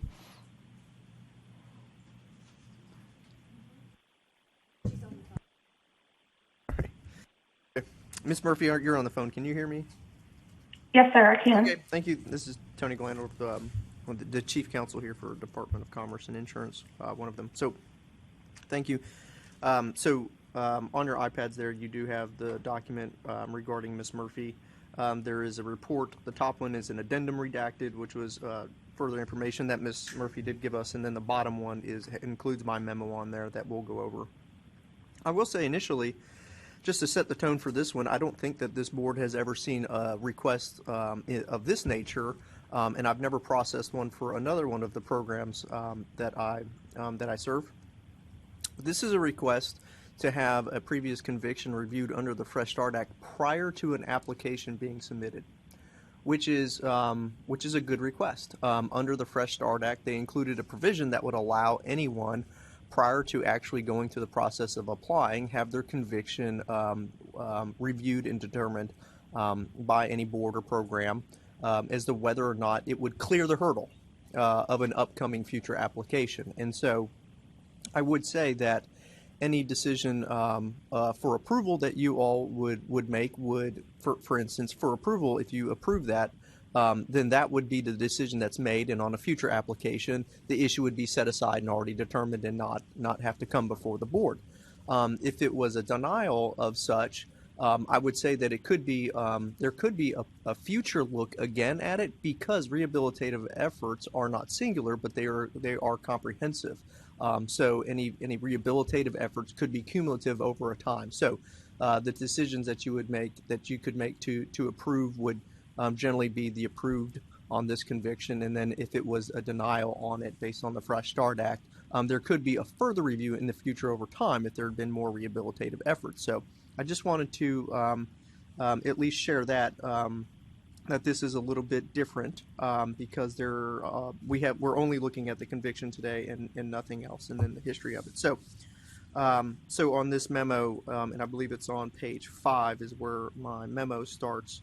On at least on what I'm looking at on the iPad for Ms. Murphy's documentation here. So this indicates on page 1 that we're reviewing this matter for the criminal conviction pursuant to 6276-104B3, which does state, and I have emphasized in italics probably the more relevant areas, that prior to submitting a request necessary to obtain a license, certificate, registration, an individual may request written notice from a licensing authority, which is you all, from which they seek to obtain a license, certification, or registration concerning the individual's qualification to obtain the license, certification, or registration based on the individual's criminal history, is what we're going to review today. If the licensing authority determines that an individual is disqualified due to the individual's criminal history, the licensing authority must provide that individual with a written notification that sets forth the reasons for its determination and its justification in accordance with subdivision B4. So in the instance that you all would actually do a denial, then we would put that in writing to be signed, to be transmitted to Ms. Murphy, just letting you know That's not something that would need to be done by the members. Our office would assist with that. The written notice as to the individual's qualifications to obtain a license, certification, or registration must be limited to the individual's criminal history and should not be construed as prohibiting the licensing authority from denying a request on other grounds, which would be the application in the future on meeting all the other requirements. This determination shall apply exclusively to the individual and shall not be construed as an advisory or formal opinion of the licensing authority. Given that meaning that the reviews under this act are only intended to apply to this individual only, and do not have to be applied to any future circumstance. You are allowed to weigh those on an individual basis. On page 2, we're going to look at the relevant statute for determining whether the board has a discretion to deny, which is in 62-106, which is in your statutory authority, which is that the certificate or certificate the certificate of a certified public accountant shall be granted to persons of good moral character who meet education, experience, examination requirements. And then good moral character is defined for purposes of this section to mean a lack of a history of dishonest or felonious acts. And then I cite that statute. Below that, I indicate that subsequent to determining whether a request may be denied based on the finding of a lack of good moral character, the board must further consider the criminal conviction under the Fresh Start Act. So similar that we did in the previous one under Ms. Zawinski, we would go through that same analysis. For an administrative review of this conviction in order to comply with the Fresh Start Act, the following must be determined. And then this is the statute with the 4 statutory factors that we previously did. And I will go through there. The first is to determine whether or not the conviction, the first is that subject to the exemptions in this section and unless prohibited by federal law, a licensing authority shall not deny a request for a license, certificate of registration, or refuse to renew or license certificate of registration due to prior conviction that does not directly relate to the applicable occupation, profession, business, or trade. And in considering whether to not deny a request for a license, certificate of registration, a requester under subdivision B1, which I just stated above, or whether to refuse or renew a license, certificate of registration on the basis of criminal conviction, the licensing authority must consider, and these are the 4 factors that we have previously looked at. The first is the relationship between the nature of the crime and the purposes regulating the occupation, profession, business, or trade. The second is the relationship between the crime of the ability, capacity, and fitness required to perform the duties and discharge responsibilities of the occupation, profession, business, or trade. And the third is any evidence of rehabilitation or treatment undertaken by the individual that might mitigate against the relationship of a crime to the occupation, business, or trade. And then the last is any applicable federal laws regarding the individual's participation, which are not evident in this matter. Page 3, we looked at the requested analysis under the good moral character determination. That is what the statute allows for denial. We compare that to the criminal conviction. We have in that chart there that the criminal description was for 1 count of forgery and the conviction type was a felony. The documentation submitted by Ms. Murphy included a felony conviction from March 2008. The felony meets the statutory threshold of a lack of good moral character. Therefore, the board would have the discretion to review this request and decide licensure disqualification based on these facts. All that to say is that this is the type of felony conviction that you are allowed to look at in order to potentially deny. So we are at that point. And based on this is what I indicated there. So after determining the requester's conviction involves a lack of good moral character, further analysis is required under the Fresh Start Act. And these are the 4 factors that we generally look at. And I'll restate the first one, which is the relationship between the nature of the crime and the purposes for regulating the occupation, business, or trade. Again, I have cited 62-1-101, which is the purpose of regulating this profession under the statutory scheme, which is that the public interest requires that persons professing special competence in accountancy or offering assurance to the reliability or fairness of presentation of such information, that the conduct of persons licensed as having special competence in accountancy be regulated in all aspects of their professional work. And I indicate below that that given such, the board could determine that the criminal conviction of forgery runs counter to the purposes set forth in the Accountancy Act, in that the conviction shows a lack of reliability in the individual presenting such information, and that such lack could be seen as a disqualification in that the board is authorized to regulate all aspects of the licensee's professional work. The second factor is the relationship between the crime and the ability, capacity, and fitness required to perform the duties and discharge the responsibilities of the occupation, profession, business, or trade. My analysis on the top of page 4 is that the profession of public accountancy, which includes the conduct of a test work and the issuance of reports, the definition of each provide that the licensee shall make certain qualifications as to the standards used in the service provided. A dishonest licensee could make such a false certification in order to hide or mask the true nature of a financial position. Such dishonesty would be akin to a similar lack of morale in those that conduct forgery. As such, the board could determine that the requester lacks the fitness required to discharge responsibilities of the profession unless such has been rehabilitated. Then the third factor, when we look at rehabilitation, we do look at any evidence of rehabilitation or treatment undertaken by the individual that might mitigate against a relationship of crime to the occupation, profession, business, or trade. Here I indicate that the requester, and I'm just going to restate generally what was provided to us. The requester which is Ms. Murphy, provided correspondence indicating that she received a certificate of restoration from the state of Tennessee on April 1st, 2020. However, a copy was not provided as such. It hasn't been verified as to whether it is a restoration of voting rights or citizenship. Ms. Murphy could probably expound on that. And that the requester also indicates that they have no criminal charge in the past 14 years, that she will graduate from the Volunteer State Community College, currently has a 3.0 or higher GPA, and then transfer to Western Governors University. Further, the requester has worked as an executive assistant for the past 11 years and has handled all aspects of payroll, APAR, year-end taxes, quarterly taxes, and dealing with CPAs and the IRS. As such, the board could determine that the requester has provided evidence of rehabilitation that mitigate against the relationship of the crime. I indicate that you could make that finding, not that you have, that you just could. The last factor regarding federal laws is not applicable in this matter, and my recommendation on this matter, similar to Ms. Zorinsky, is that based on the information above, the board likely does have discretion to disqualify Ms. Murphy on the felony convictions under the Fresh Start Act, unless it determines that the requester has been rehabilitated and that it mitigates the remaining factors. Do you all have any questions for me on that?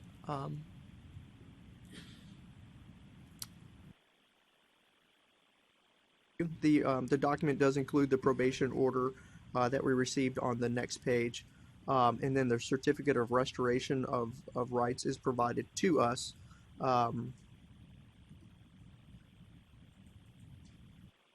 However, it doesn't have any detail that I could really speak of that you could speak with Ms. Murphy on. And then finally, there is a parenting plan order that I believe Ms. Murphy will likely talk about. And then you do have the second documentation, which Ms. Murphy very much appreciate her that she last week went and obtained more documentation from the court so that you all would have more a little bit for context, which is in the addendum, which was the dismissal of an ancillary case. So when you see that document in there, there is a dismissal of a case, and so that shouldn't be taken into consideration when reviewing this because that was a dismissed matter. And I believe it does also talk about restitution to an individual, and you all could speak with her about restitution, which would be probative of the analysis under the rehabilitation. So thank you. Thank you, Tony. Ms. Murphy, the procedure that the board is going to undertake here is going to be to allow you to make any statements that you would like to make with respect to this request for a criminal action review prior to submitting a license application. As Tony Glandorf indicated, this is permissible under our rules, and it is somewhat rare. However, I would note that in the last, year or two, we did have one case where someone who had been disciplined by the SEC in an insider trading case, subsequent to that discipline, sat for and passed the CPA exam and then applied for a license. That the staff and the board ultimately denied that license application. Not that this will happen here, but I think it would have saved him a lot of effort had he done what you're doing, Ms. Murphy, which is to seek this type of review before you go through all of the steps and put in all of the work in obtaining the credentials necessary to be a CPA in Tennessee. So what we normally do is we offer you, Ms. Murphy, as the person submitting this request for review, the chance to make a statement. The letter that you have submitted has been distributed to the board members as well as the ancillary information that Tony Glandorf referred to. Excuse me. And so at this time, you're welcome to make any statement that you'd like. And then traditionally after that, we would allow board members to ask questions of you.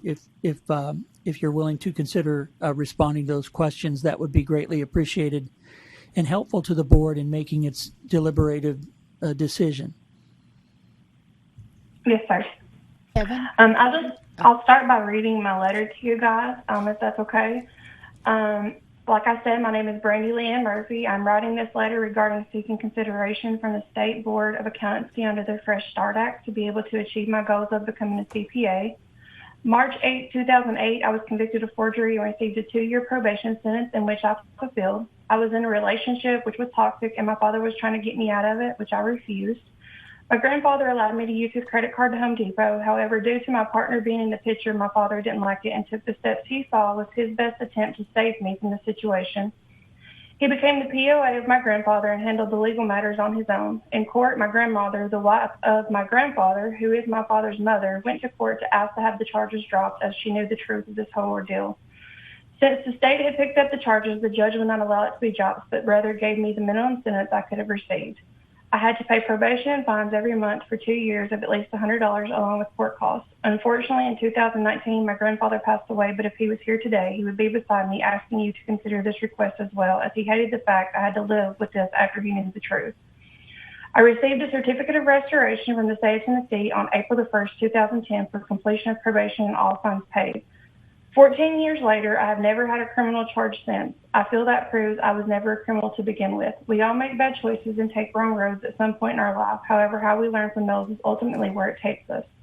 I feel that I took the initiative to right my wrong, which wasn't a wrong in a criminal charge itself, but more so on the line of character. Your worth as a person is determined by you, and if you allow unworthy people into your life, it brings you down to their level also.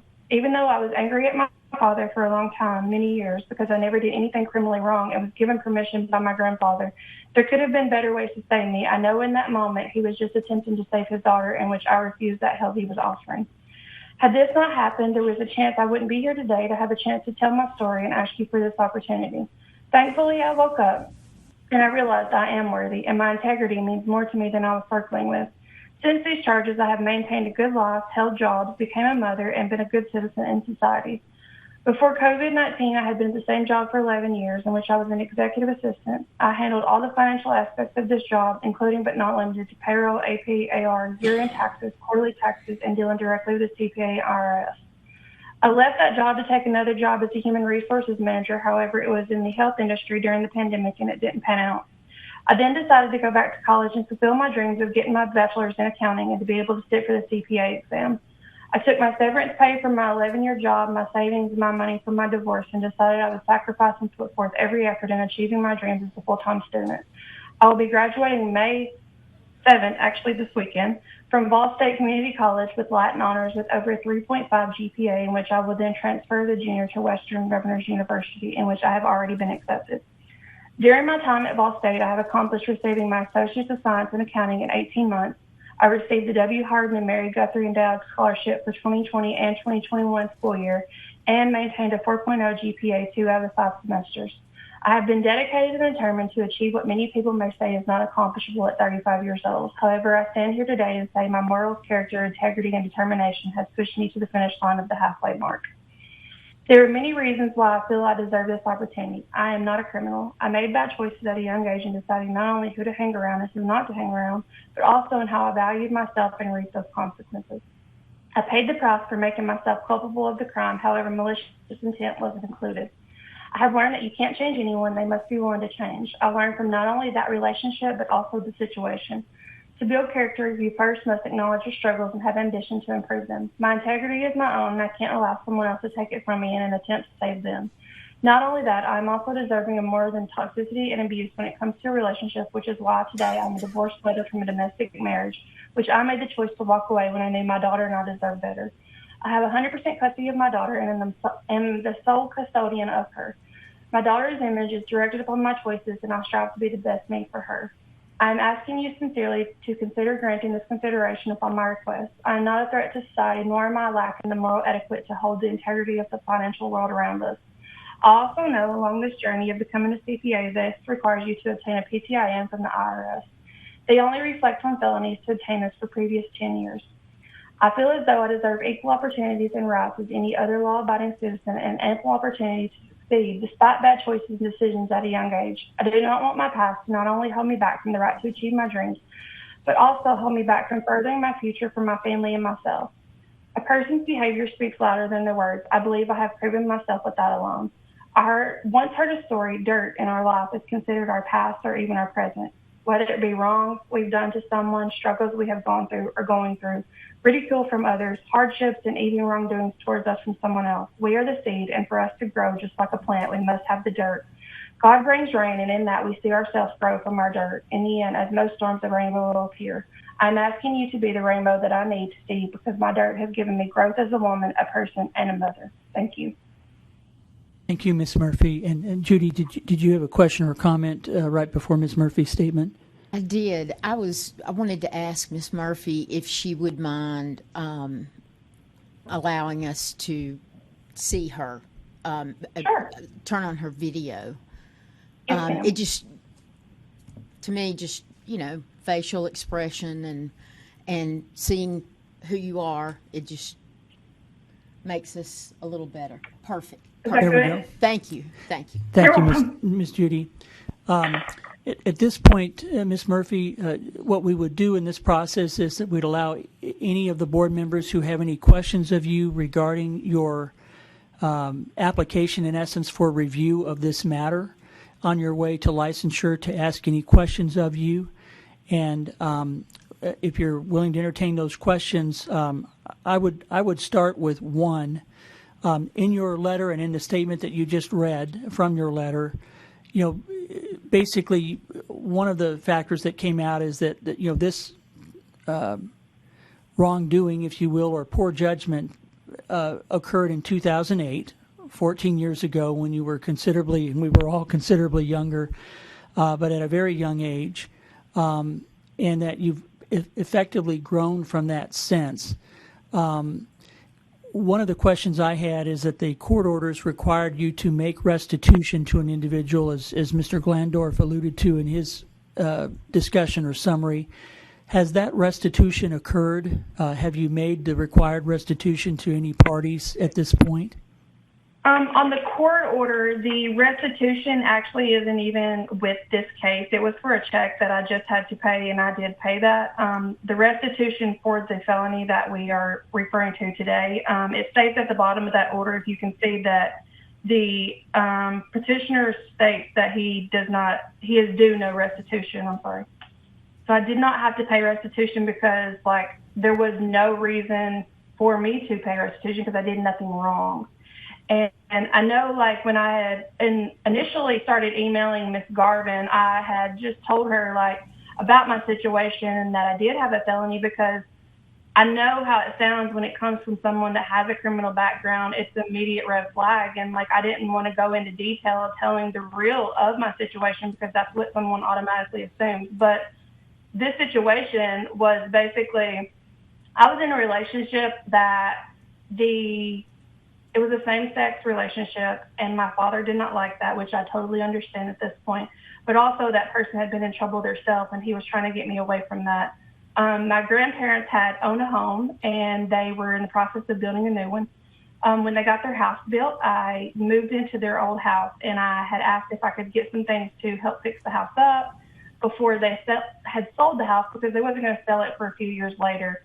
My grandfather did give me permission to use his card to do this. My dad did not like that, and obviously in the situation I was in, he wanted to do anything he could to get me out of it, which, as I said, as a mother, I completely understand trying to get me from the situation. I just feel like also there could have been better ways to do that, but, here we are today. Okay, thank you for clarifying the restitution issue, Ms. Murphy. Do any other board members have questions for Ms. Murphy?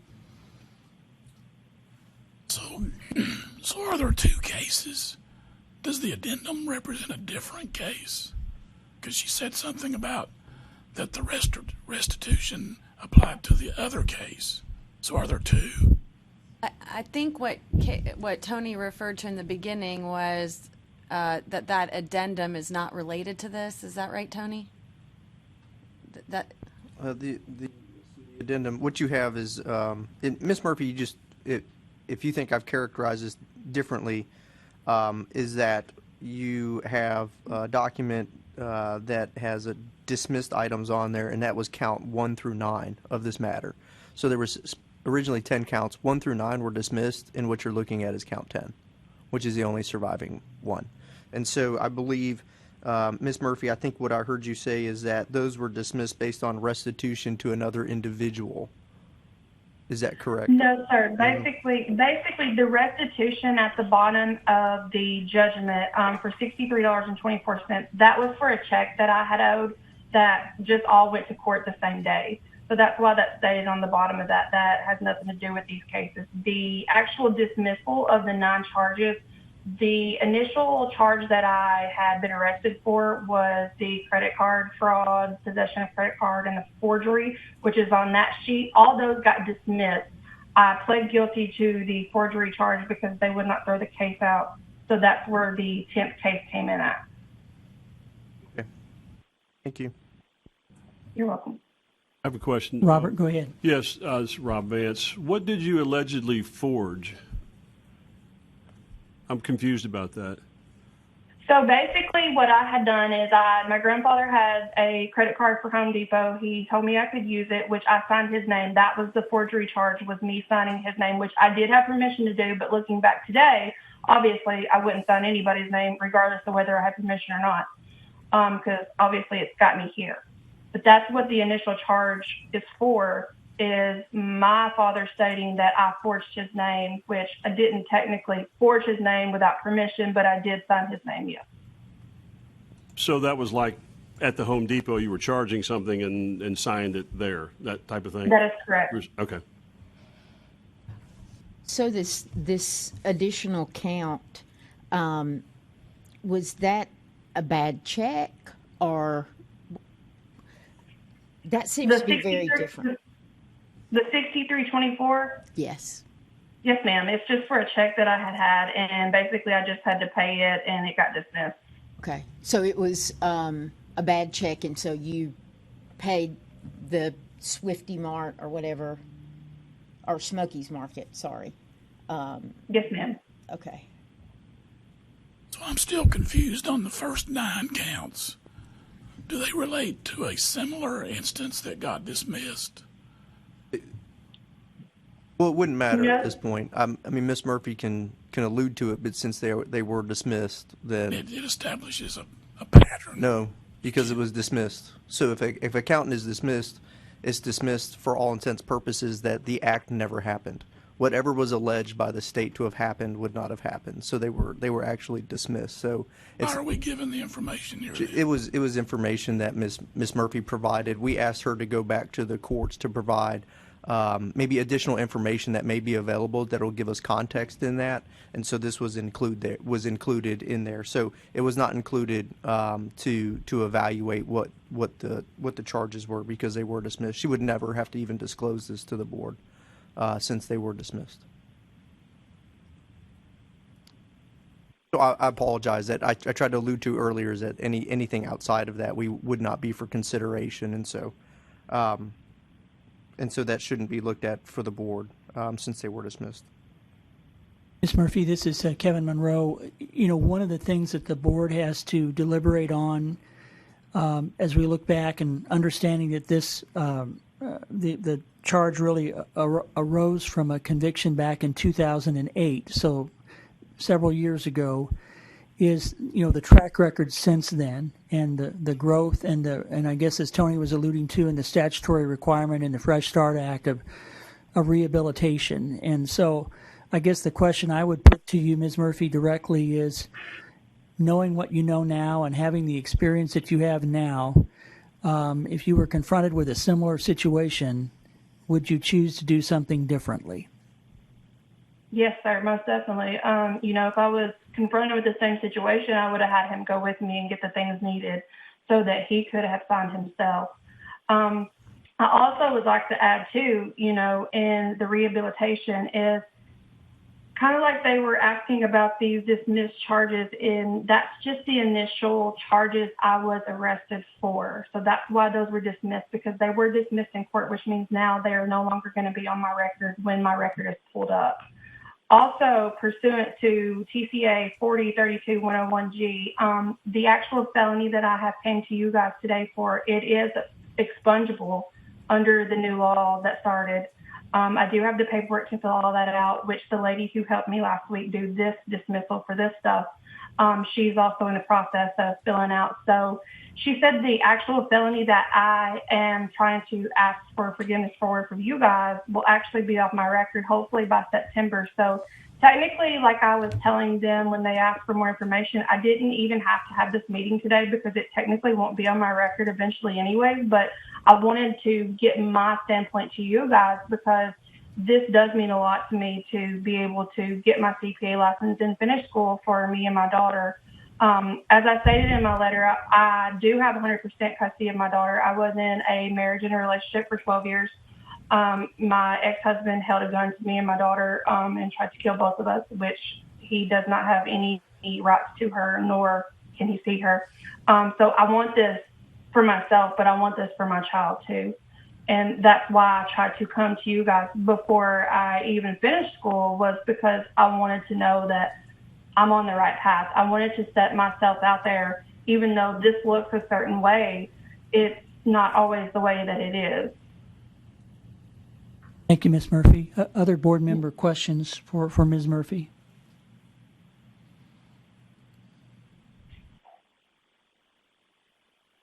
I think one other question that I would have, or maybe more of a comment. Number one, we appreciate you taking this action and taking the initiative to go to the board. And we also very much appreciate and understand the growth that you've made in your life since the time of the elements leading to the conviction or plea occurred. One of the reasons why the board is giving this such serious consideration is that part of being a CPA involves maintaining basically good moral character. And honesty and integrity are the bedrock and foundations of our profession that you're seeking to join. And Ms. Murphy, I guess I just want to make sure that you're clear on that, and that you're comfortable in saying yes, I understand that, and that I'm willing to meet those standards as we go forward. I've learned a lot and I've grown a lot. And would you be comfortable basically saying yes to that? Yes, sir. I've learned a lot. Like I stated, just not in this situation, but just relationships in general. Like, I've learned during this whole aspect, like I've looked back to the last 14 years and like I've had to deal with this, and it could have easily been just not even here if I would have just looked, hey, okay, let's do this. You want me to do things to your house or this, just go with me. You go with me and get the stuff, and I'll be glad to do it for you. That would have been my approach if I knew today, in my mind today, how I am. Thank you. Any other questions or comments from board members? Just one last comment. So you were, about 20 years old when this occurred? Yes, sir. 20? Okay. What motivated you to move toward the accounting profession? Well, when I first got my job that I worked in for 11 years, it actually was just a job doing U-Haul and, office work. And I worked myself up the ladder. I went to administrative assistant, then I went to executive assistant, and I just knew that that was the field for me. I love doing the whole aspects of accounting and being able to do numbers, and that it was just something that I really enjoyed. Thank you. And it looks like from your academic records that you have provided to us, or assertions that you provided to us, that you're doing well academically in those programs as well. And I hope that will continue. Thank you. Any other comments or questions from board members, what we'll do is we'll entertain a motion, and then we will still have another opportunity for discussion as we deliberate on the motion itself. But any other comments of Ms. Murphy or questions? Okay. Tony, so procedurally, we don't have an application to review where we're going to either accept or deny it. And I think, as you stated earlier, what we're effectively doing at this point is making a decision as to whether this criminal item in her record will need to be considered in her future license application. And I guess I'd look for a little help from you in terms of what would be the appropriate motion to make there to make sure that's captured correctly. Yes. So I think the motion would be whether or not the conviction would preclude her from future licensure or not. Okay. And I say that because we're looking at it as to whether or not it would be a factor that would keep her from getting a license, and I think that's probably the best way to caption it. So, okay. So let me give it a try, and then I'll see if this passes muster here with you and the members of the board. I guess I would seek a motion that would state that this conviction would not preclude Miss Murphy from attaining a subsequent CPA license in the state of Tennessee. Is that folks comfortable with that? Okay. So is there a motion to that effect? So moved.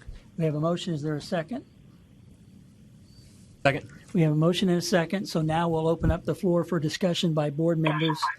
Is there any further question or comment or discussion? I have a question. Going through the process of having this expunged, correct? Okay. And that would happen later this summer.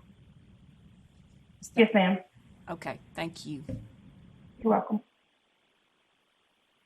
Any other comments? So I have a question. Do we need to state in the motion that due to these specific circumstances or specific facts that were presented related to this case that, and the reason I say that is just to ensure that, somebody else doesn't come back up with a forgery or felony and rely on this case in the future. So, or is there any, right. So earlier I read in the statute that it indicates on these matters that they cannot be used as informal decisions, opinions, or methodology that the board would use for any other future applicant. It only applies to Ms. Murphy. So I think we're safe to say that we've only reviewed this one conviction that she's provided to us, and then how we've evaluated that would only relate to her in this circumstance. I think we're good on that. Thank you. So just in terms of deliberative comments, I know for me, one of the factors that I'm weighing are that this event occurred many years ago when she was much younger. She's demonstrated a track record of personal and professional growth since then, and understands and aspires to be a CPA, which I think is what we want, and probably will be a wiser CPA as a result of the life experiences that she has had. And so I'm kind of comfortable with proceeding with that. But are there any other board members who'd like to make comments or have any further questions? If not, I'll ask Karen to please call the roll on the motion. Andy Bonner. Aye. Janet Booker Davis. Aye. Pamela Church. Aye. David Crenshaw. Aye. Larry Elmore. Aye. Greg Gilbert. John Griesbeck. Aye. Kevin Monroe. Aye. Gay Moon. Aye. Rob Vance. Aye. Judy Weatherby. Aye. Thank you. The motion passes unanimously. And Ms. Murphy, we wish you the very best. Essentially, the board will not consider this conviction in your license reapplication or license application initially when you get to that point. And we wish you the best academic and professional success to get to that point, and appreciate your taking the time to be with us and present your perspective on matters, and also especially for taking the initiative to have us undertake this review before you get too far down the path there. And so just appreciate that very much and look forward to ultimately in the appropriate time approving your actual license application. Thank you guys so much. Thank you, Ms. Murphy. I think that takes care of that matter. So we will go on with our agenda, which will kind of get into our normal committees. Because we're combining our committee and full board meetings into one day, and we have done this before, what I would ask the committee chairs to do would be to go through their agenda items just like normal. We will not take a separate committee-only vote. We will actually take a decisive vote as a full board on the matters, that are coming up, whether it's for credit extensions or the legal report, and we'll proceed on that basis if everybody is comfortable with that. Okay, so I think we've got licensing-related requests, and Pam, I'll turn it over to you. All right, thank you. We have now 3 requests. Make sure you noted that there was an additional one that was distributed by paper at the start of the meeting. So, but I'll take these in the order that we were given them. So the first one is Logan McLeod. I'll give everybody a second to find that. Now that was with the original documents. It is on your iPad. Logan has requested an extension of his BEC part to April 30th, 2022. It expired February 15th, 2022. He's scheduled to take his final part of the exam on April 22nd. No, wait a minute, I'm confusing myself. Let me just start at the beginning of what he states. He took his BEC exam in December 2020 and noted that he had been delayed because of test center closings. He doesn't say when. And also he got COVID in that same December and was extremely sick for 2 weeks. And then he said he went into busy season in that January. So he has one exam left and plans on passing it, he had said, in the next 30 days. He originally had asked for a 30-day extension, and now he is asking to go until April the 30th. So let me get the dates. He passed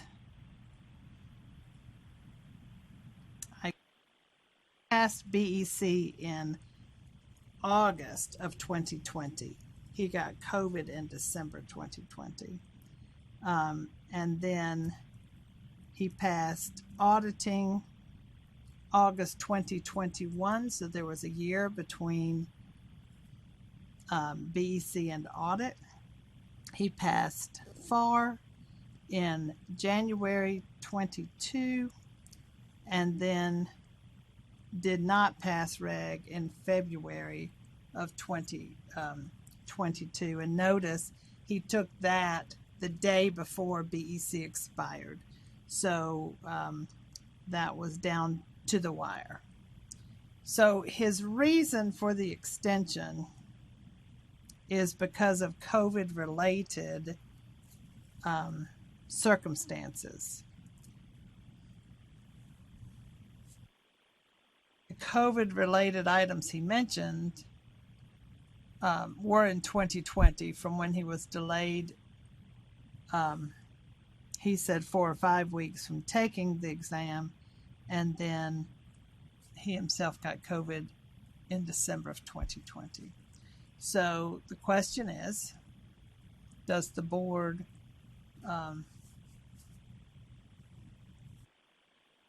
this is an extenuating circumstance due to COVID and want to approve this extension?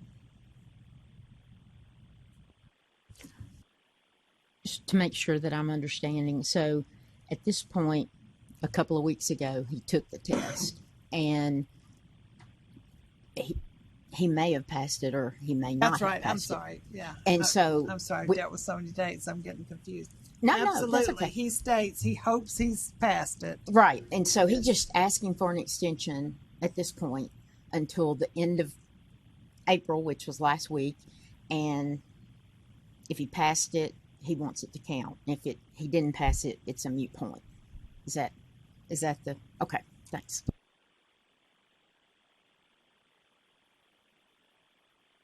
I'll throw out there.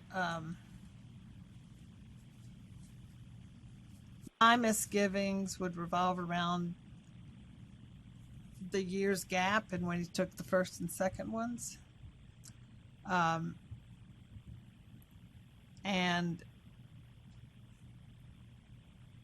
that was those were sittings. I mean, I don't think he had any other sittings in that time period. So gap, COVID delays were quite a while ago.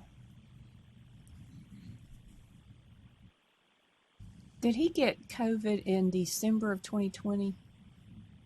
Okay, so that, to me, that kind of contributes to a 1 year delay. I mean, you have COVID, I don't know if, and I'm assuming he says supporting documentation. I'm assuming that he presented medical documentation showing all of that's appropriate. Yes, I have support for the COVID diagnosis. Okay. So the statement is, I was confined to my bed, extremely sick for 2 more weeks. So he got COVID in December, and he doesn't discuss follow-up medical issues, but I know what you're saying, Gay, that has been documented in general. And then going through a busy season, tax seasons, 2021 tax season was a nightmare, like 2020. So I kind of understand if you're coming off of COVID and then you're going into a tax season that is still not at optimum for any employer or IRS or anybody. I can kind of understand where you're not in a place to study or sit for an exam.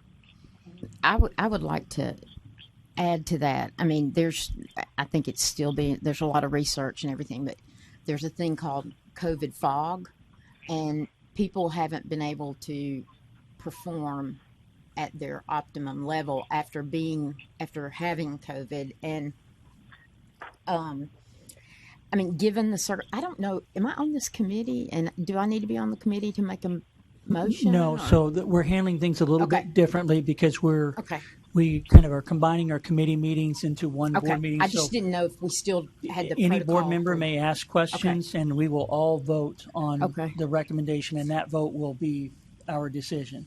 And I'll make motions? Yes.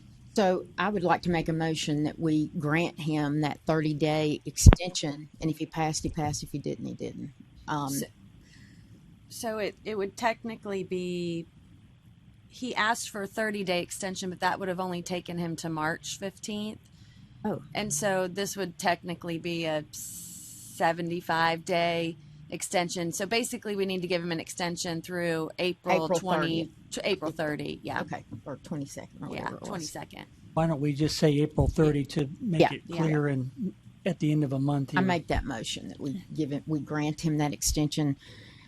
Just, I mean, the whole COVID thing, like Gay said, I mean, everything's being blamed by, COVID gets blamed for everything, but at the same time, I've had it twice, and I do know there's real brain fog afterward. So, and he was working a full-time job and everything else. So, we have a motion. Let me seek a second, and then we'll go to discussion. Is there a second? A second. We have a motion and a second now open for discussion. Robert? So if this extension was not granted, does he lose all 3 parts that he's passed? No. Okay, I'm a little. Oh, he's asking for an extension just on the BEC credit, which expired. That's the old one. Right. Okay. That's the oldest one that expired February 15th. So he would still retain credit for audit and FAR, but he would have to go back and take BEC if you did not grant it. Highest score too. That would seem to me to be a tragedy. So. Any other comments or questions?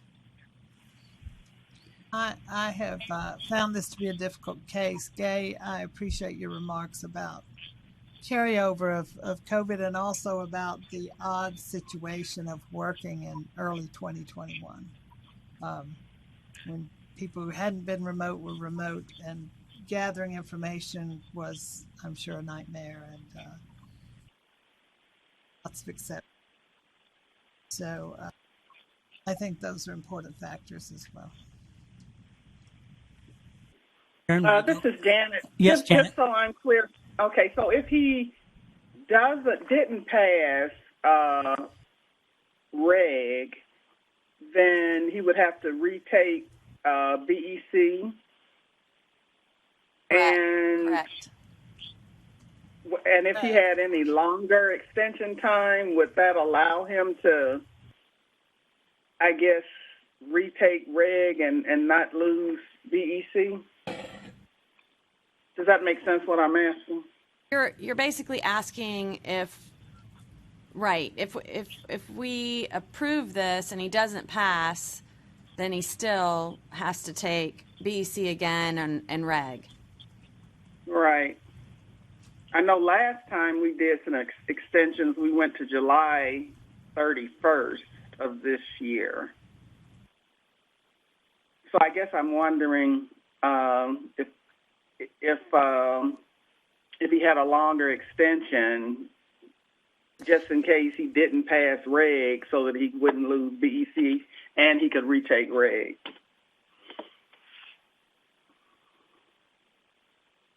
I think Pam and I have both heard significant information from NASBA that indicates that these folks need to get out there and they need to test.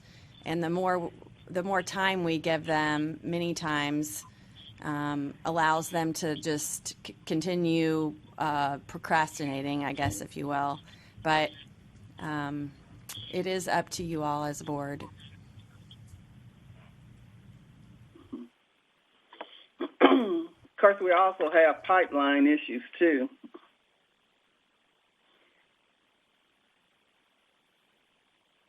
From what he has told us, I personally am in favor of the April 30th, but I'm open to discussion.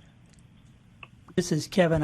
One of the factors I'm looking at is it doesn't look like he sat for any section between mid-August of 2020 and early August of 2021.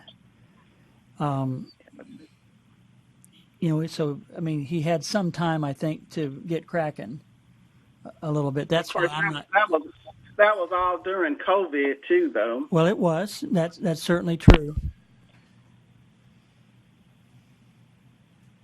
Could be argued they have more time to study during that time.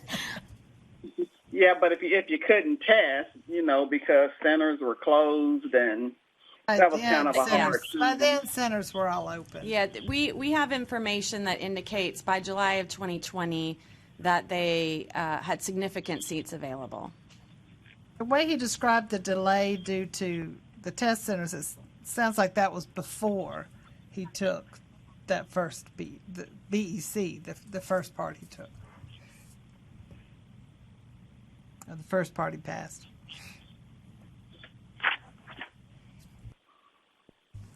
I guess one thing, if he's retaken this part, and if he does pass it,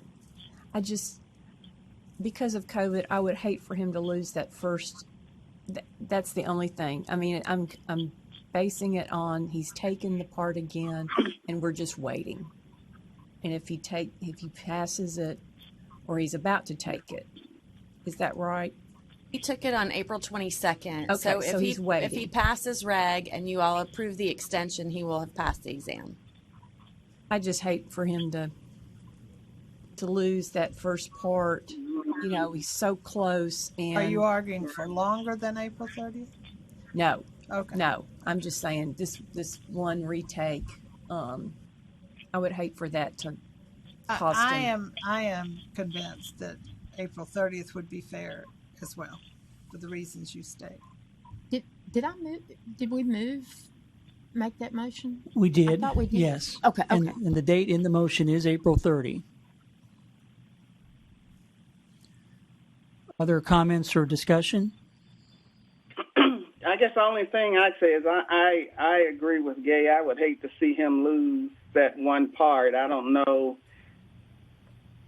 if somehow changing the extension time would somehow help with that to see. But anyway, I don't even know how to make that happen per se. But Well, I mean, in a parliamentary procedure way, I mean, if you wanted to propose an amendment to the motion to extend the date beyond April 30, you are welcome to do so, and we'll see if there's a second, and then deal with that amendment to the motion. Janet, this is Gay, I'm not really inclined to give him past April 30, just because he has had quite a bit of time, but I am willing to give him through April 30 because he did have COVID, and we don't know, the long-term effects, and then I know how challenging tax seasons have been, 2020, 2021, and even to a certain extent 2022 has been challenging because we've had a hard deadline of April 15th with no delays. So I think April 30 is appropriate.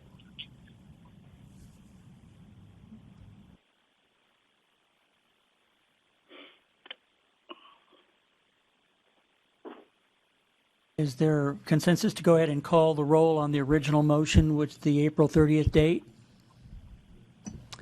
Okay. Karen, will you please call the roll? Andy Bonner. Aye. Janet Booker Davis. no, Sam Church. Aye. David Crenshaw. Aye. Larry Elmore. Aye. Greg Gilbert. Aye. John Griesbeck. Aye. Kevin Monroe. Aye. Aye. Rob Vance. Aye. Weatherby. Aye. That motion does pass with the April 30, 2022 date, and let's all cross our fingers and hope that he passed reg when he sat for it on the 22nd here. Pam, we'll go ahead and do the next credit extension request you have. All right, this is a different situation, also COVID related. This is Fanji Joe, Zhou, pronounced Joe. She goes by Josephine. After passing 2 sections of the exam, Miss Joe went back to China because of expiration of her visa and is experiencing great difficulty traveling out of China in order to finish her other 2 parts. So she passed REG January 16th, 2021 and BEC April 3rd, 2021. Her REG expires July 16th of this year. BEC expires October 3rd. She's requesting an extension to February 28th, 2023 due to travel difficulties. She's had a notice to sit since January that expires July the 7th and had hoped that the restrictions would be lifted in time for her to sit. She lists many specific restrictions on travel, both in China and in various countries where she normally would be able to sit. And overriding all of that, she is in Shanghai, and I'm sure we've all seen on the news, there's a strict lockdown due to COVID. And as she states, Shanghai is not likely to lift their restriction to allow international travel this year, given that she had an opinion from her superior in her company that said, given the current outbreak in Shanghai and other cities. So in committees, I have heard this issue discussed at length, that people are having particular difficulty just finding it impossible to travel outside of China. We do have documentation that she is in China, because that's always a concern if someone's saying they are in China but not. She does have a job in China, and we have confirmed that. She goes on to say that there are other restrictions like extended periods of quarantine, etc., if she were to be able to travel somewhere to take the test. But to me, those are even irrelevant because she can't leave China right now. So she's doing this kind of on a preemptive basis, that she wants to set it up so that she can complete the other parts. Thanks for that summary, Pam. Go ahead. We would want to consider whether we want to extend, and then this February date, February 28th, 2023, is hers. I guess none of us really know how long these restrictions are going to be there, but is that an appropriate date? I think one thing we always could reserve the right to further extend it if necessary, if this continues on and she's still unable to travel to a spot where she can sit for the exam. I'm a little hesitant to go with an open-ended, extension there, but I think we could reconsider it if necessary. And I think we'll have a few other folks in China that are in a similar boat that we've extended like through the end of the calendar year and so forth already. I was wondering about the end of the calendar year. I mean, there's nothing keeping her from preparing. She doesn't have any personal issues in that regard. So I was thinking maybe the end of the year would be more appropriate. And then if things are not better, of course, she could request additional. Through the end of 2022? That's what I was. As opposed to February of 2023. Okay. I think that's a good approach also. It's basically 8 months from right now. And would you like to offer a motion to that effect? Yes, so maybe for an extension on these two parts until December 31st, 2022. Is there a second? Second. We have a motion and a second. Is there any further discussion? Question, Mr. Chairman. Does that motion include reserving the right to extend it further if we need to? I don't think that the motion itself includes that, but I know in our prior discussions for these very similar China or geographically related challenges, we have been open to reviewing that, and essentially Wendy has brought that back up before the board if the candidate requests it. Any further questions? Karen, will you please call the roll on the motion to extend the candidate's period through December 31 of 2022? Honor. Aye. Janet Booker Davis. Aye. Pamela Church. Aye. David Crenshaw. Aye. Aye. Doug Gilbert. Aye. John Griesbeck. Aye. Kevin Monroe. Aye. Aye. Bob Vance. Aye. Aye. Okay, that motion passes, and then I believe we have one additional late-breaking request, Pam, and I'll turn that back over to you. All right, I appreciate the board considering this one. Wendy, Kevin, and I talked about this or put in our input and said it would be better to consider it. Pam, pull your microphone down a bit. It's not on, so yes. Not on or close. All right, so I appreciate your taking this. We did decide that it was better to go ahead and do this instead of delaying until the next meeting because we do have all materials that we need. So this is Stephanie Poget. She stated in her description that she started sitting for the CPA exam during college according to the schedule dictated by her school, and said that she was unsuccessful in passing the 3 parts she took, and said she did not find their schedule to be one that was good for her. And when she graduated, she then was successful in passing 3 parts between September 2020 and June 2021. And I will inject that, I think this is not that unusual that people find it difficult perhaps to sit during classes in general. She didn't say it that way, but that was my thought as a professor. But anyway, so the dates are she passed auditing September 5th, 2020, FAR April 5th, 2021, BEC June 30th, 2021. This is when the extenuating factors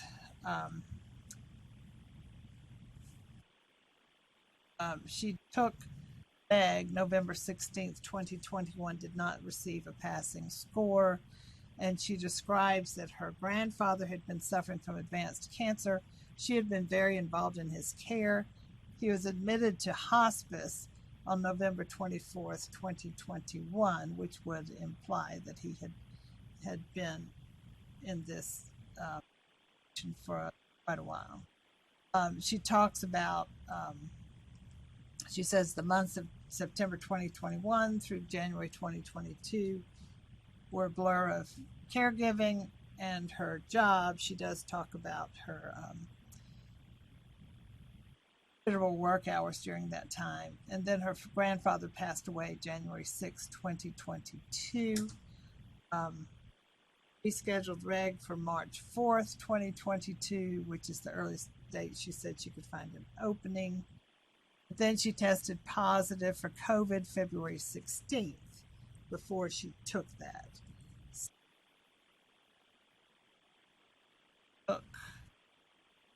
Take reg.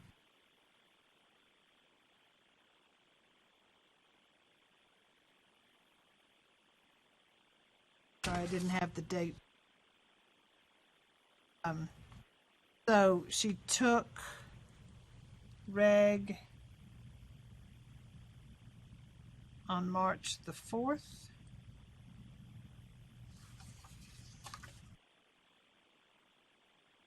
She notes that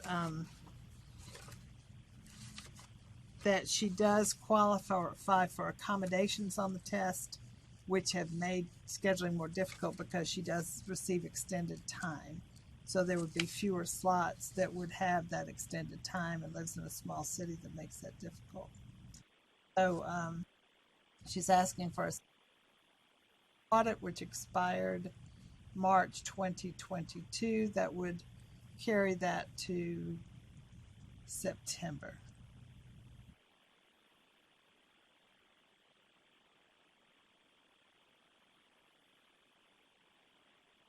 Audit 9/5/20 R 4/5/21 BEC 6/30/21, and she has not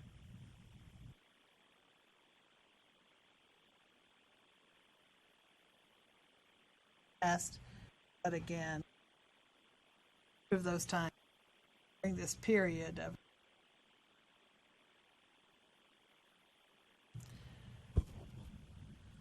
so she is asking for a 6-month extension for audit. It expired March 2022. This would extend it to September.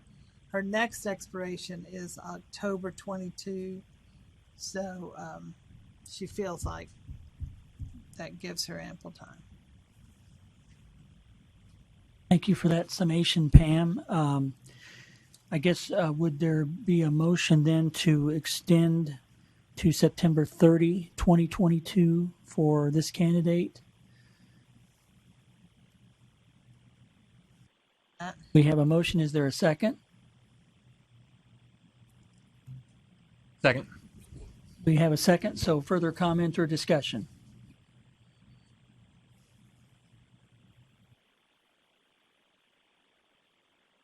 Hearing none. Karen, will you go ahead and call the roll? Honor. Aye. Lieutenant Booker Davis. Aye. Church. Aye. Henshaw. Aye. Larry Elmore. Aye. Greg Gilbert. Aye.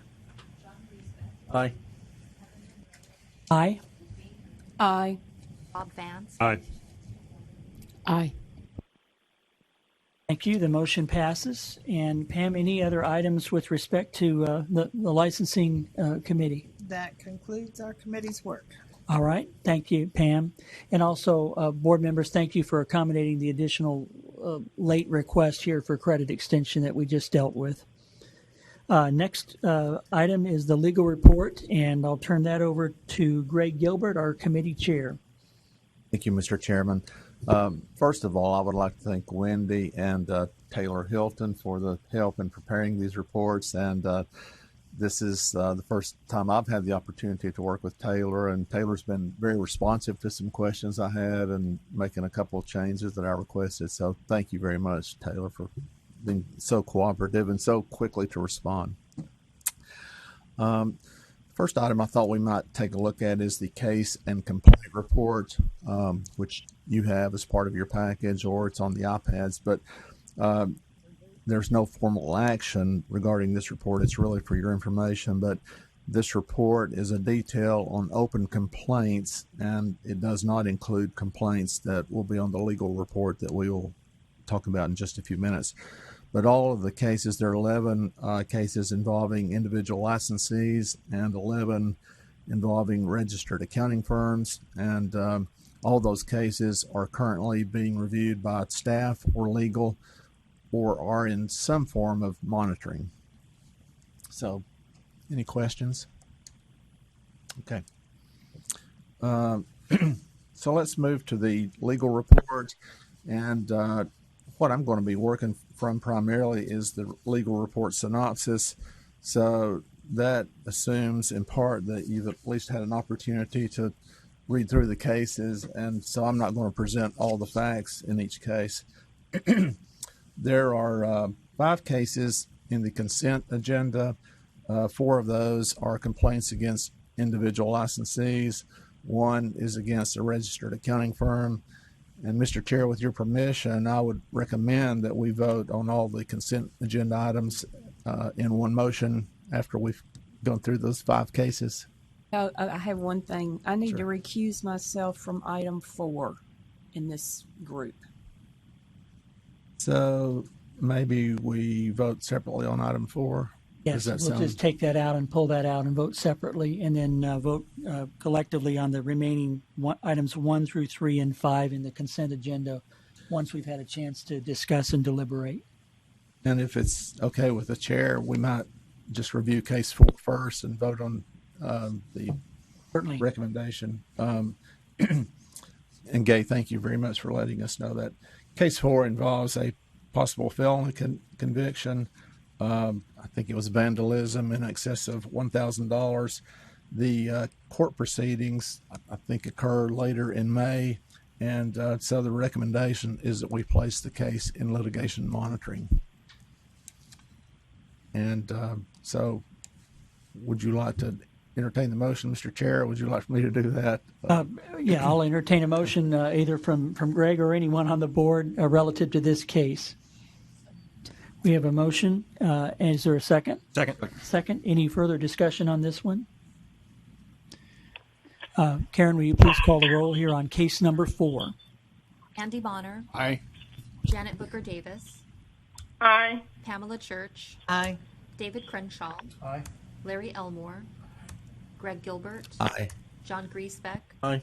Kevin Monroe. Aye. Rob Vance. Aye. Judy Weatherby. Aye. Motion passes. And Greg, I'll turn it back to you. Thank you, Mr. Chair. Case number 1 involves a registered accounting firm, and there was a complaint of potential unlicensed activity and discreditable acts. The complainant has been unresponsive or non-responsive in our investigation, and so the staff and legal recommendation is that we close the case. You good with that? Mr. Gilbert, I just wanted to make sure everybody knew Sherry is on the phone. If you all have any questions of her, from specifics, she can certainly weigh in. Thanks, Wendy. Case number 2 is a self-reported disciplinary action. The action was taken by the Mississippi State Board of Accountancy.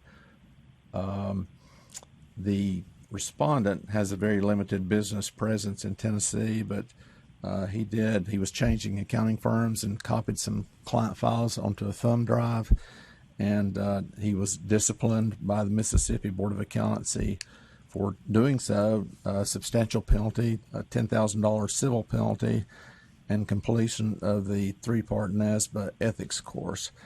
The one Tennessee client that he had, whose file was downloaded, remains a client, and I think that individual client has no problems with what the respondent did.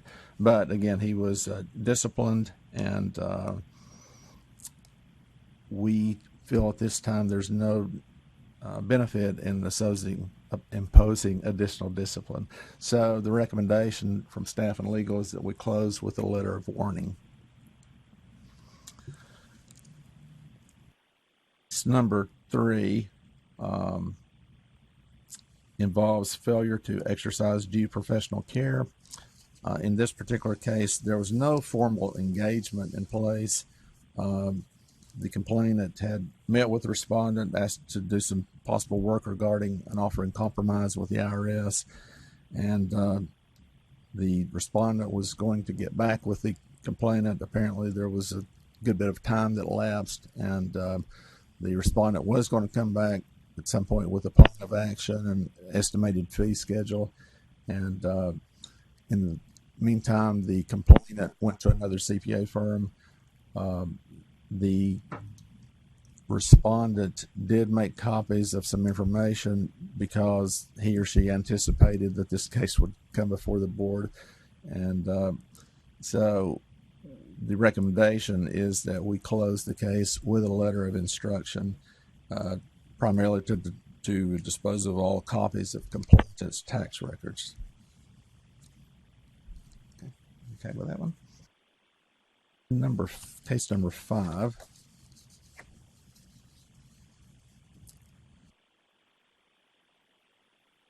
This one involves an individual CPA license. Evidence is not sufficient to report allegations or to support allegations of unethical behavior. Respondent did provide clients QuickBook files for a fee. There was no evidence that respondent provided client an alternative to the electronic QuickBooks files. So the respondent, as far as we know, did not provide or offer to provide paper reports from QuickBooks. So we think in this case it's appropriate to close with a letter of instruction. Okay.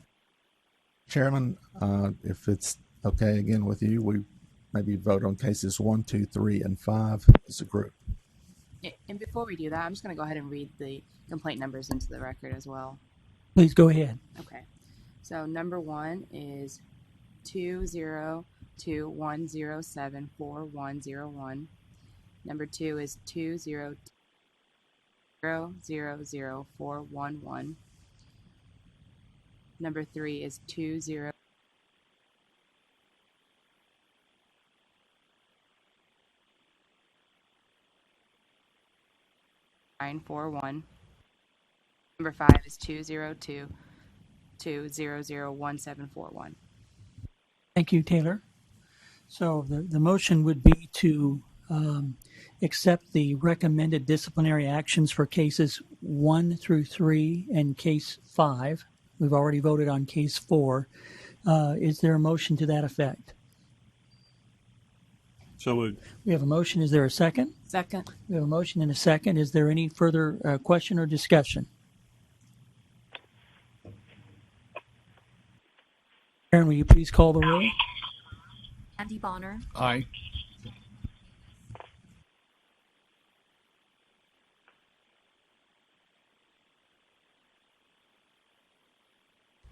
Janet, we can't hear you if you're there. No, I wasn't saying anything, but I couldn't hear Karen, but I. Pamela Church. Aye. David Crenshaw. Aye. Larry Elmore. Aye. Greg Gilbert. Aye. John Griesbeck. Aye. Kevin Monroe, Aye. Aye. Rob Vance, Aye. Judy Weatherby. Aye. Thank you. The motion carries with respect to disciplinary recommendations on cases 1 through 3 and 5. And Greg, I'll turn it back over to you. Thank you, Mr. Chairman.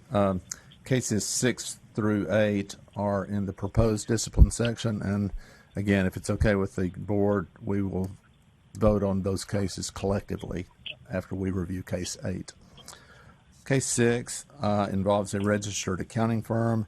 It was dropped from peer review in May of 2021. There were some COVID issues in this case. The respondent has re-enrolled in the peer review program in January of 2022, and we are the mitigating factors. The respondent has been very cooperative in this matter. The recommendation is a civil penalty of $500 and requirement that respondent provide a copy of an accepted peer review report to the board by July 31st, 2022.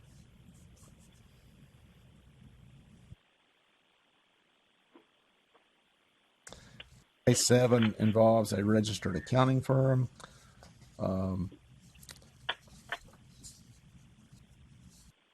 This firm was terminated from the AICPA peer review program for consecutive non-pass reports. The respondent did 3 audits in calendar year 2021, and the recommendation is that a penalty in the amount of $1,000 be assessed. And I may not have been clear. This penalty is for respondents' failure to take corrective action and make the necessary improvements to receive a rating of pass on their latest peer review. Okay. Case number 8 involves an individual licensee. There was unlicensed activity and failure to exercise due professional care, in part regarding some tax services. Specifically, Form 990 was not e-filed, apparently was not e-filed. And the respondent also audited financial statements for the calendar years 2018 to 2020.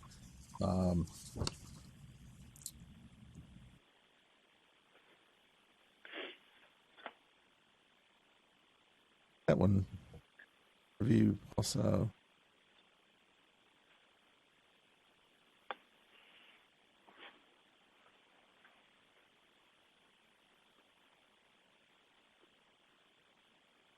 I think in the paragraph right before the recommendation, it addresses the peer review and the fact that the firm was not currently enrolled in it. Right. Thank you, Mr. Chairman. So the proposed discipline is a civil penalty of $4,000, 2 counts of unlicensed activity regarding the audits, 1 count of failure to exercise due professional care regarding the non-filing of the tax return, and then 1 count of failure to respond to a board complaint.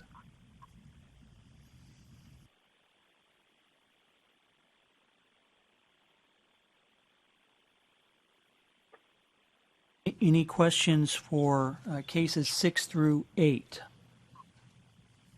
I have a question. Looking at the actual legal report, it says the complainant discovered that the respondent was not properly licensed to complete audits in the state of Tennessee. What specifically did they, what was unlicensed, I guess? Did they not have a firm permit? Do we know? Sherry, are you there and able to take that question? Yeah, I am. This is Sherry. Basically, at the time that she looked, the respondent's license was expired. So she was properly licensed through those engagements. The problem was for the 19 and 20 audits she had dropped from peer review. So she was properly licensed for all 3, but the last 2, she was not enrolled in peer review. Does that answer your question? So she dropped out of peer review, or failed? No, she dropped from peer review, and she actually had an exemption form on file with us as well during those years. And Rob, in the actual legal report, again, the paragraph before the recommendation, it states the firm is not currently involved in peer review. The firm was dropped on June 23rd, 2019, and then 2 audit reports for the year ending December 31st, 19 and 20 were issued after the drop date. Thank you. And I'm sorry I didn't present that initially. And then I had one question on case 7 for either Wendy or Sherry. It looks like, part of the issue here is that they had been involved in audits, in issuing audits after they had been terminated from peer review, and it says they didn't see the necessity of undergoing the expense of any further review. Is there any follow-up that we are doing to determine that they're not continuing to issue audits? Is that part of our kind of standard follow-up with respect to a matter like this, so that they just don't go on doing it and pay the fine and say, well, this is less expensive doing business this way than being walking on the straight and narrow path here? Mr. Chairman, I believe they have submitted an exemption form to indicate that they're no longer going to perform work, but we could add that to the, consent order if you'd like. But let me verify that real quick. Okay.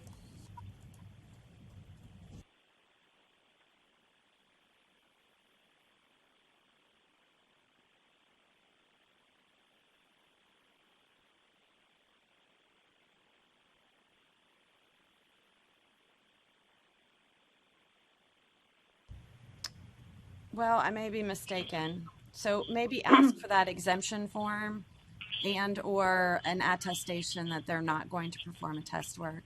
Either way, if the board wishes.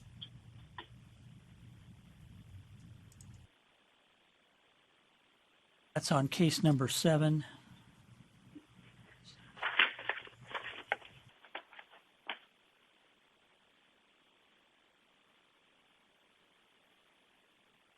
Well, my question was actually to case 7, where they had been dropped from peer review because they hadn't passed it. And so and they had issued 2 audit reports in the interim. Mr. Chairman, would you like to separately vote on case 7 with the modification you mentioned? Yeah, why don't we do that? Do we already have a motion on the floor for cases 6 through 8? Okay. Well, I don't know that we need to vote separately, but what I might offer is that we accept the recommendations as written for cases 6 and 8. And with respect to case 7, we add to that recommendation that we seek an attestation that they're no longer performing a test work, or that they file an exemption form with respect to their application.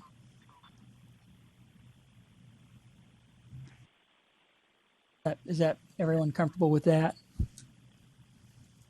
Okay. Any further questions or comments on cases 6 through 8?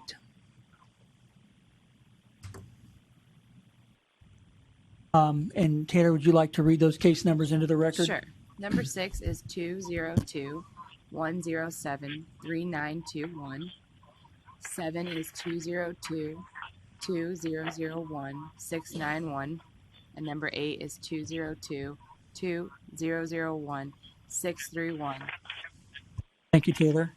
If there are no further questions or comments, I'll ask Karen to call the roll. Again, this is on items 6 through 8. Andy Bonner. Aye. Janet Booker Davis. Aye. Pamela Church. Aye. David Crenshaw. Aye. Larry Elmore. Aye. Greg Gilbert. Aye. John Griesbeck. Aye. Kevin Monroe. Aye. Gay Moon. Aye. Rob Vance. Aye. Judy Weatherby. Aye. Motion passes with respect to items 6 through 8, and we'll go on to case number 9. Greg? Thank you. This involves a peer review violation, and several extenuating circumstances were present, which resulted in respondents' delay, COVID being one of the issues. But as of the date of our last board meeting, the respondent had completed the peer review prior to that meeting, and but we did not know that at the meeting, and the review has been accepted by the committee. So the new recommendation is that we close this case with a letter of instruction pertaining to peer review rules and requirements. Thank you. I guess, is there a motion to accept the recommendation for case number 9? I so move. We have a motion. Is there a second? Second. Second. Thank you. Any further comment or discussion on this case number 9? Taylor, do you want to go ahead and read the case into the record, then we'll call the roll? Yes. Number 9 is 202-106-5591. Okay, thank you. Aaron, will you please call the roll on the motion with respect to case number 9? Andy Bonner. Aye. Janet Booker Davis. Aye. Pamela Church. Aye. David Crenshaw. Aye. Larry Elmore. Aye. Greg Gilbert. Aye. John Griesbeck. Aye. Kevin Monroe. Aye. Gay Moon. Aye. Rob Vance. Aye. Judy Weatherby. Aye. Thank you all. That motion passes. And Greg, are there any other items from the Legal Enforcement Committee? No, sir. Thank you. We'll go on to NASBA updates, and first start with Larry, our Southeast Regional Representative on the NASBA board. Do you have any items, Larry, that you'd like to address? Mr. Chairman, there's not been a NASBA board meeting since our last meeting in May, but I would like to encourage everyone to consider requests for serving on committees, or even now, you may have gotten an email recently to consider serving on the NASBA board. There's several spots that are going to be open. So I would ask that everyone consider that. But that's all I have to report. All right. Thanks, Larry. We will be meeting starting tomorrow through the rest of this week. So I'll have something at the next meeting. Okay. We'll look forward to that, Larry, and just stay safe in your travels there.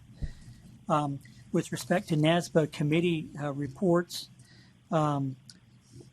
Janet, I'll start with you with respect to the nominating committee. Are there any updates there?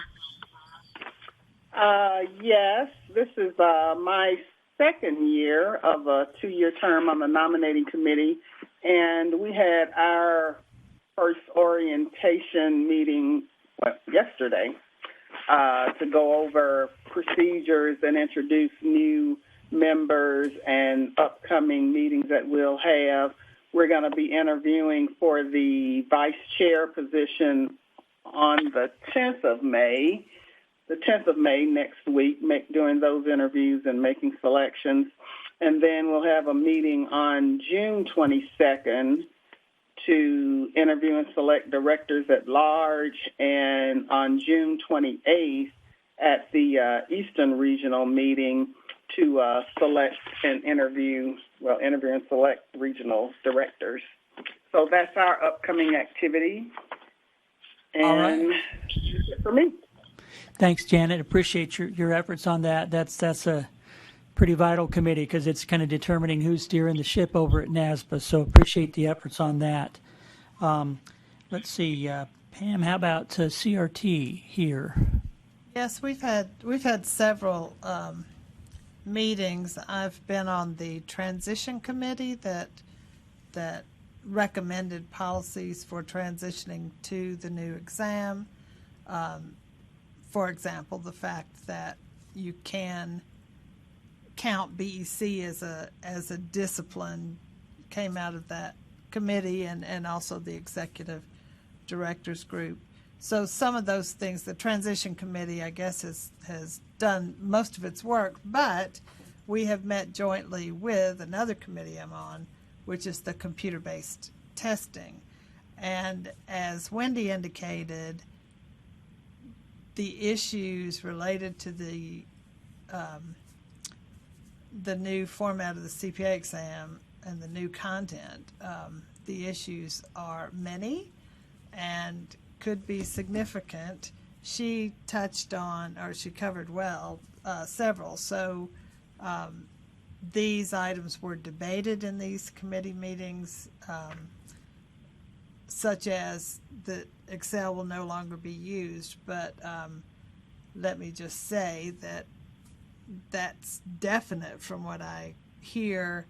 It involves, is it security and licensing? I mean, these are issues that the AICPA / NASBA have determined that there's no way to overcome those. So that is happening. So I guess, in my opinion, as that is disseminated, it may create some concern and questions, but I think it will be fine because, as was stated, we're not testing that, but they can use it. So the committees did ask about, will they be able to practice, and the answer was yes.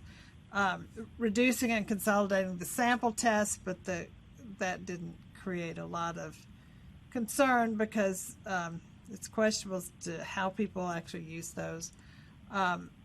One item that was discussed was the fact that some states count the 18-month period for keeping a score. Some start that 18-month period on the date that the candidates receive their scores rather than the date that the candidate sat for the part.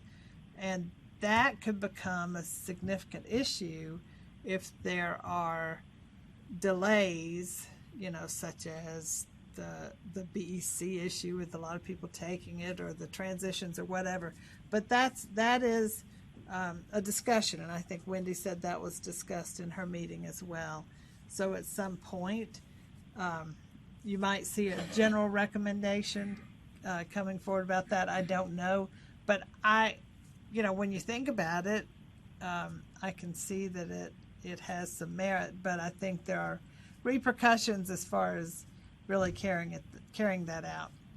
And then just the other general comment I have is that the AICPA, certainly NASBA, but this seems to be AICPA personnel primarily, including statisticians, are considering on an ongoing basis the repercussions of the changes during and after the transition period of administering and grading the test. And there are just so many unknowns, like how many people will take each test, what schools will, how many schools will prepare people for the various tests, because that could affect how many people take it.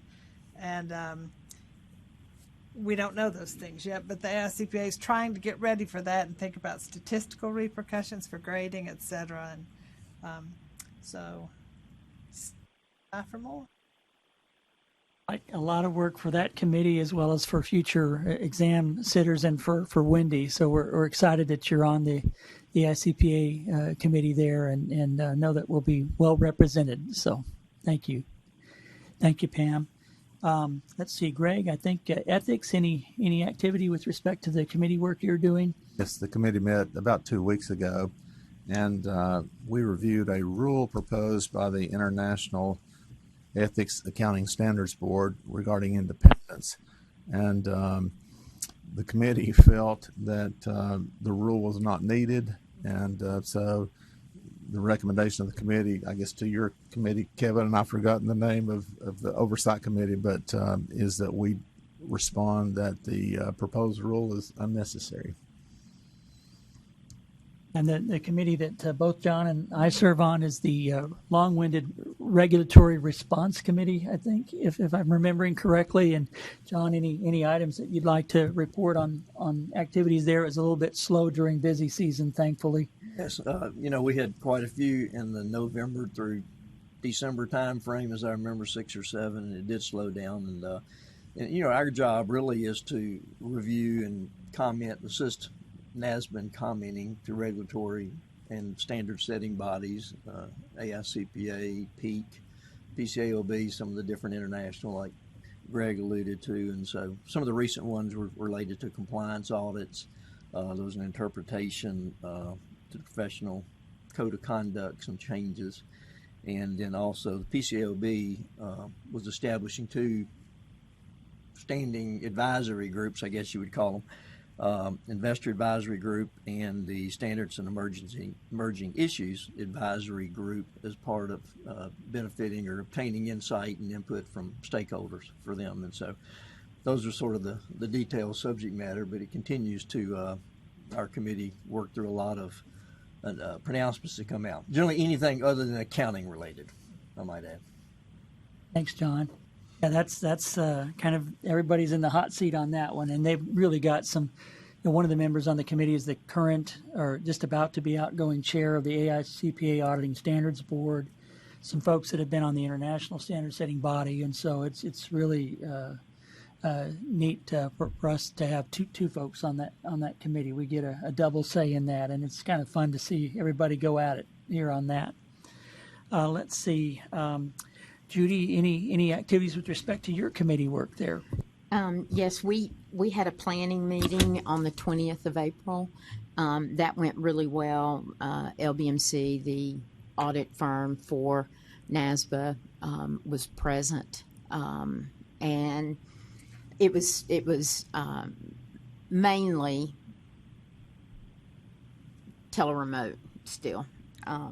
Some people were there, but the interim work for the audit begins on the May 9th, and then we received something September 2nd. So we don't really have anything to do between now and September 2nd. But boy, when September 2nd hits, let me tell you, that's busy, as Larry knows.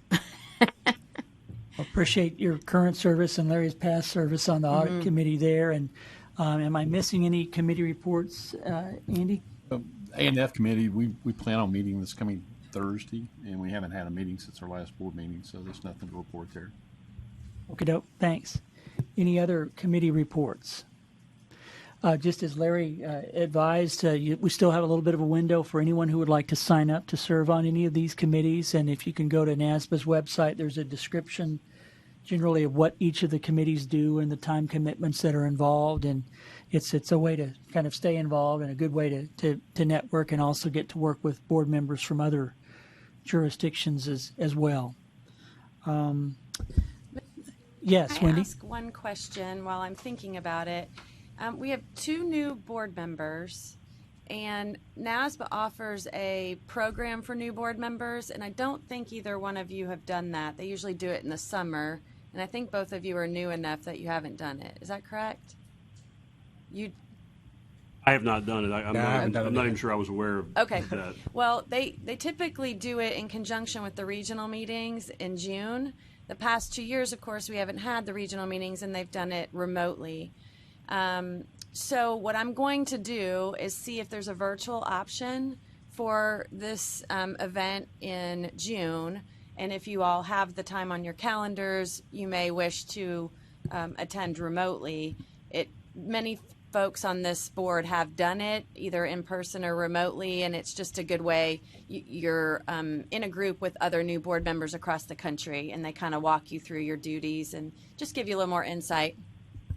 I think they're definitely having virtual because an option. Okay. Yeah. So I will let you both know when I know more on that. Thank you, Wendy. The next item is our legislative update, and I think we've just recently concluded the legislative session here, very close, but any comments, Wendy, from you or legal counsel with respect to matters that might involve the Board of Accountancy here? So I'm going to defer to Tony. I'm not sure that there's not anything that directly from our statute changes, but is there anything overall from a reg board standpoint that you can think of, Tony, that passed or that we need to? Yes, there is one, and I'm going to try to get to the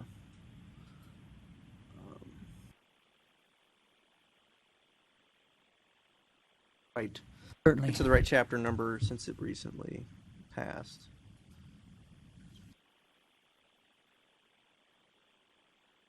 Maybe, Tony, while you're looking that up, just to note that we've got some representatives of the Tennessee Society of CPAs here, and so welcome to our meetings in person. You're always welcome. If you have any comments you'd like to make, you're welcome to. If not, no need as well, but appreciate that. Tony? Okay, thank you. So I think which affects the whole of all agencies within the state of Tennessee, state government that recently passed and became Public Chapter 883 from this session, which was originally House Bill 1749. So this piece of legislation affects any board, agency,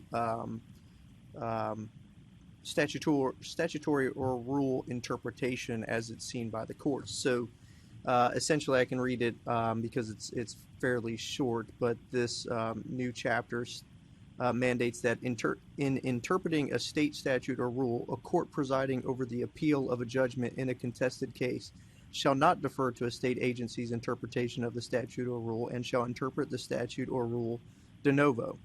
After applying all customary tools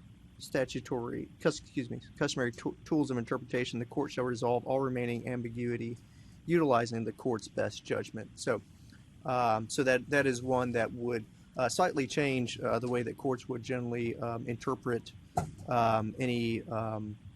any of the board's interpretations that it made at a contested case, whereas previously the courts would generally under a doctrine called the Chevron doctrine, which would defer to a board's or agency's interpretation of a statute or rule if it was a reasonable interpretation. So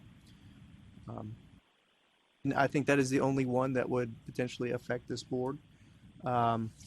That went through the legislative session, though there were many more other things that were passed. I think that's probably one of the more that could, in the long run, affect the board. Outside of legislation, I will mention that your rules are filed. Your most recent set of rules are filed, and those will become effective on June 15th, 2022. And so that GovOps is set for May 19th? May 16th. So that will be when it is up at the Government Operations Committee. Yeah, I think that's it. I think that's the two biggest things I could tell you right now. Hey, Thanks, Tony. Matt, the real world example for that rule that just came into play. I guess it kind of went over. Statute? Yes. Like for us that could affect us. Oh, it's kind of putting me on the spot, but let me think if I could give an example. Okay. Is that... I want to make sure I understand. Right. So the board could, for example, look at one of its statutory violations. Let me see. Let's say, for example, the rule of independence. That's one that we could say is a violation. Did I categorize that correctly? So the board could, at a contested case hearing, say that you violated the rule of independence, and this is why. And we would use Sherry as an expert, and you all would articulate that. And so the court, it could be reviewed if they appealed that and said, no, we don't believe that's correct. The board got it wrong. If it was appealed back to Chancery Court, where it would go, then the Chancery Court would review that interpretation, not using the guidance of the board, but the basically the evidence that was presented at the hearing. So a de novo review is a full review, does not take into consideration what the board's decision. So they could go back and they could say, I don't agree with the board on that. I believe that does not violate that rule of independence. And so so the board could do that regardless of how how the board made that decision. So it would review it on itself. That was very helpful. You're welcome. Well, it sounds like the way of dealing with that is just when we approach a disciplinary hearing where that could be at issue, we just are going to have to do a really good job of getting into the record the board's position and not just taking it for granted that the AICPA Code of Ethics applies and that's the way it is. We're just going to have to be more fulsome in our development of the record there. Right. So they would review the evidence that was presented in the record and do an interpretation. Yeah. So if it gets to the point where the board is discussing why it's a violation, the court can basically just look beyond that. And they could say, well, I'm not necessarily going to agree with it. No, they absolutely could go back and take the same position as the board did in that matter, but they're not required to under this. So the courts is actually the statute actually says they shall review it de novo. That's what. So they would. So they would look at it themselves independently, but they could obviously make the same decision as the board could. Would the decision of the board be presented, or would that be just? Oh, they would see never it. even Yes, know? no, it would be Oh, part of okay. the record. Yes, they absolutely would be able to read fully what that was. Oh yeah, just procedurally. So, would someone, I guess, would have to then file a lawsuit then in order to, when you say appeal it? That's right. So it would be some sort of disciplinary action that we're taking. They disagree. They file a lawsuit against the board, I guess, and then a chancery court takes that. What they would do is they file, after contested cases that we would have here on the board, where we've done those before, is that they would appeal that under judicial review to the Chancery Court. What would happen is they would file their appeal, and then the Attorney General's office would represent the state in that matter, and the state, you could just say state/board in that matter. And so they would both file briefs on that matter as to the appeal. And I would likely say is that a good attorney for the respondent at that time would argue to the court that this new that this statute requires that the standard of review to the court is a de novo review, and they would argue that why it should not have been interpreted a certain way. The Attorney General's office would likely say, even though we're doing a de novo review, the court should obviously take the position that the board took because of X, Y, and Z. That's probably how the arguments would go. The court would have the record to review, and then there would be an oral argument, and then the court would decide. Would we be called as witnesses? Generally, no. Okay. No, generally that does not happen. Right. Thank you. Mm-hmm. Appreciate the legal update. And Tony, as you move on, again, congrats and good luck in the new position, but also sincere thanks for all of the guidance, both in person, watching our meetings, remotely from your office when necessary. I just appreciate all of the work and effort there. Thank you. I appreciate you, and I appreciate all the board members. It's been an enjoyable experience with you all, being able to work with you and learn from you in this profession. And I promise I will take everything that I learned here and apply that over to the securities division, where we look at consumer complaints and whatnot within that regulated field. So thank you all. And I'm sure that with Taylor at the helm, for the time being to guide you, I have all the confidence in the world with her. She's been a great asset to us, and I'm thoroughly impressed and that for the work that she's done thus far. And I know she'll take you all well. And I welcome future Laura Barton to your board, and I'm sure you all will be set up for success in the future. So thank you. Yeah. Thank you, Tony. The last item is any old or new business to be brought before the board. Hearing none, it's just great to see so many faces in person, and great to have Janet with us and be back at full complement of our board. Hopefully we can continue to do that in the future if everybody stays safe and well, and just everybody have safe travels headed home. This meeting is adjourned. Please remember to sign your forms for Karen in the manila envelopes.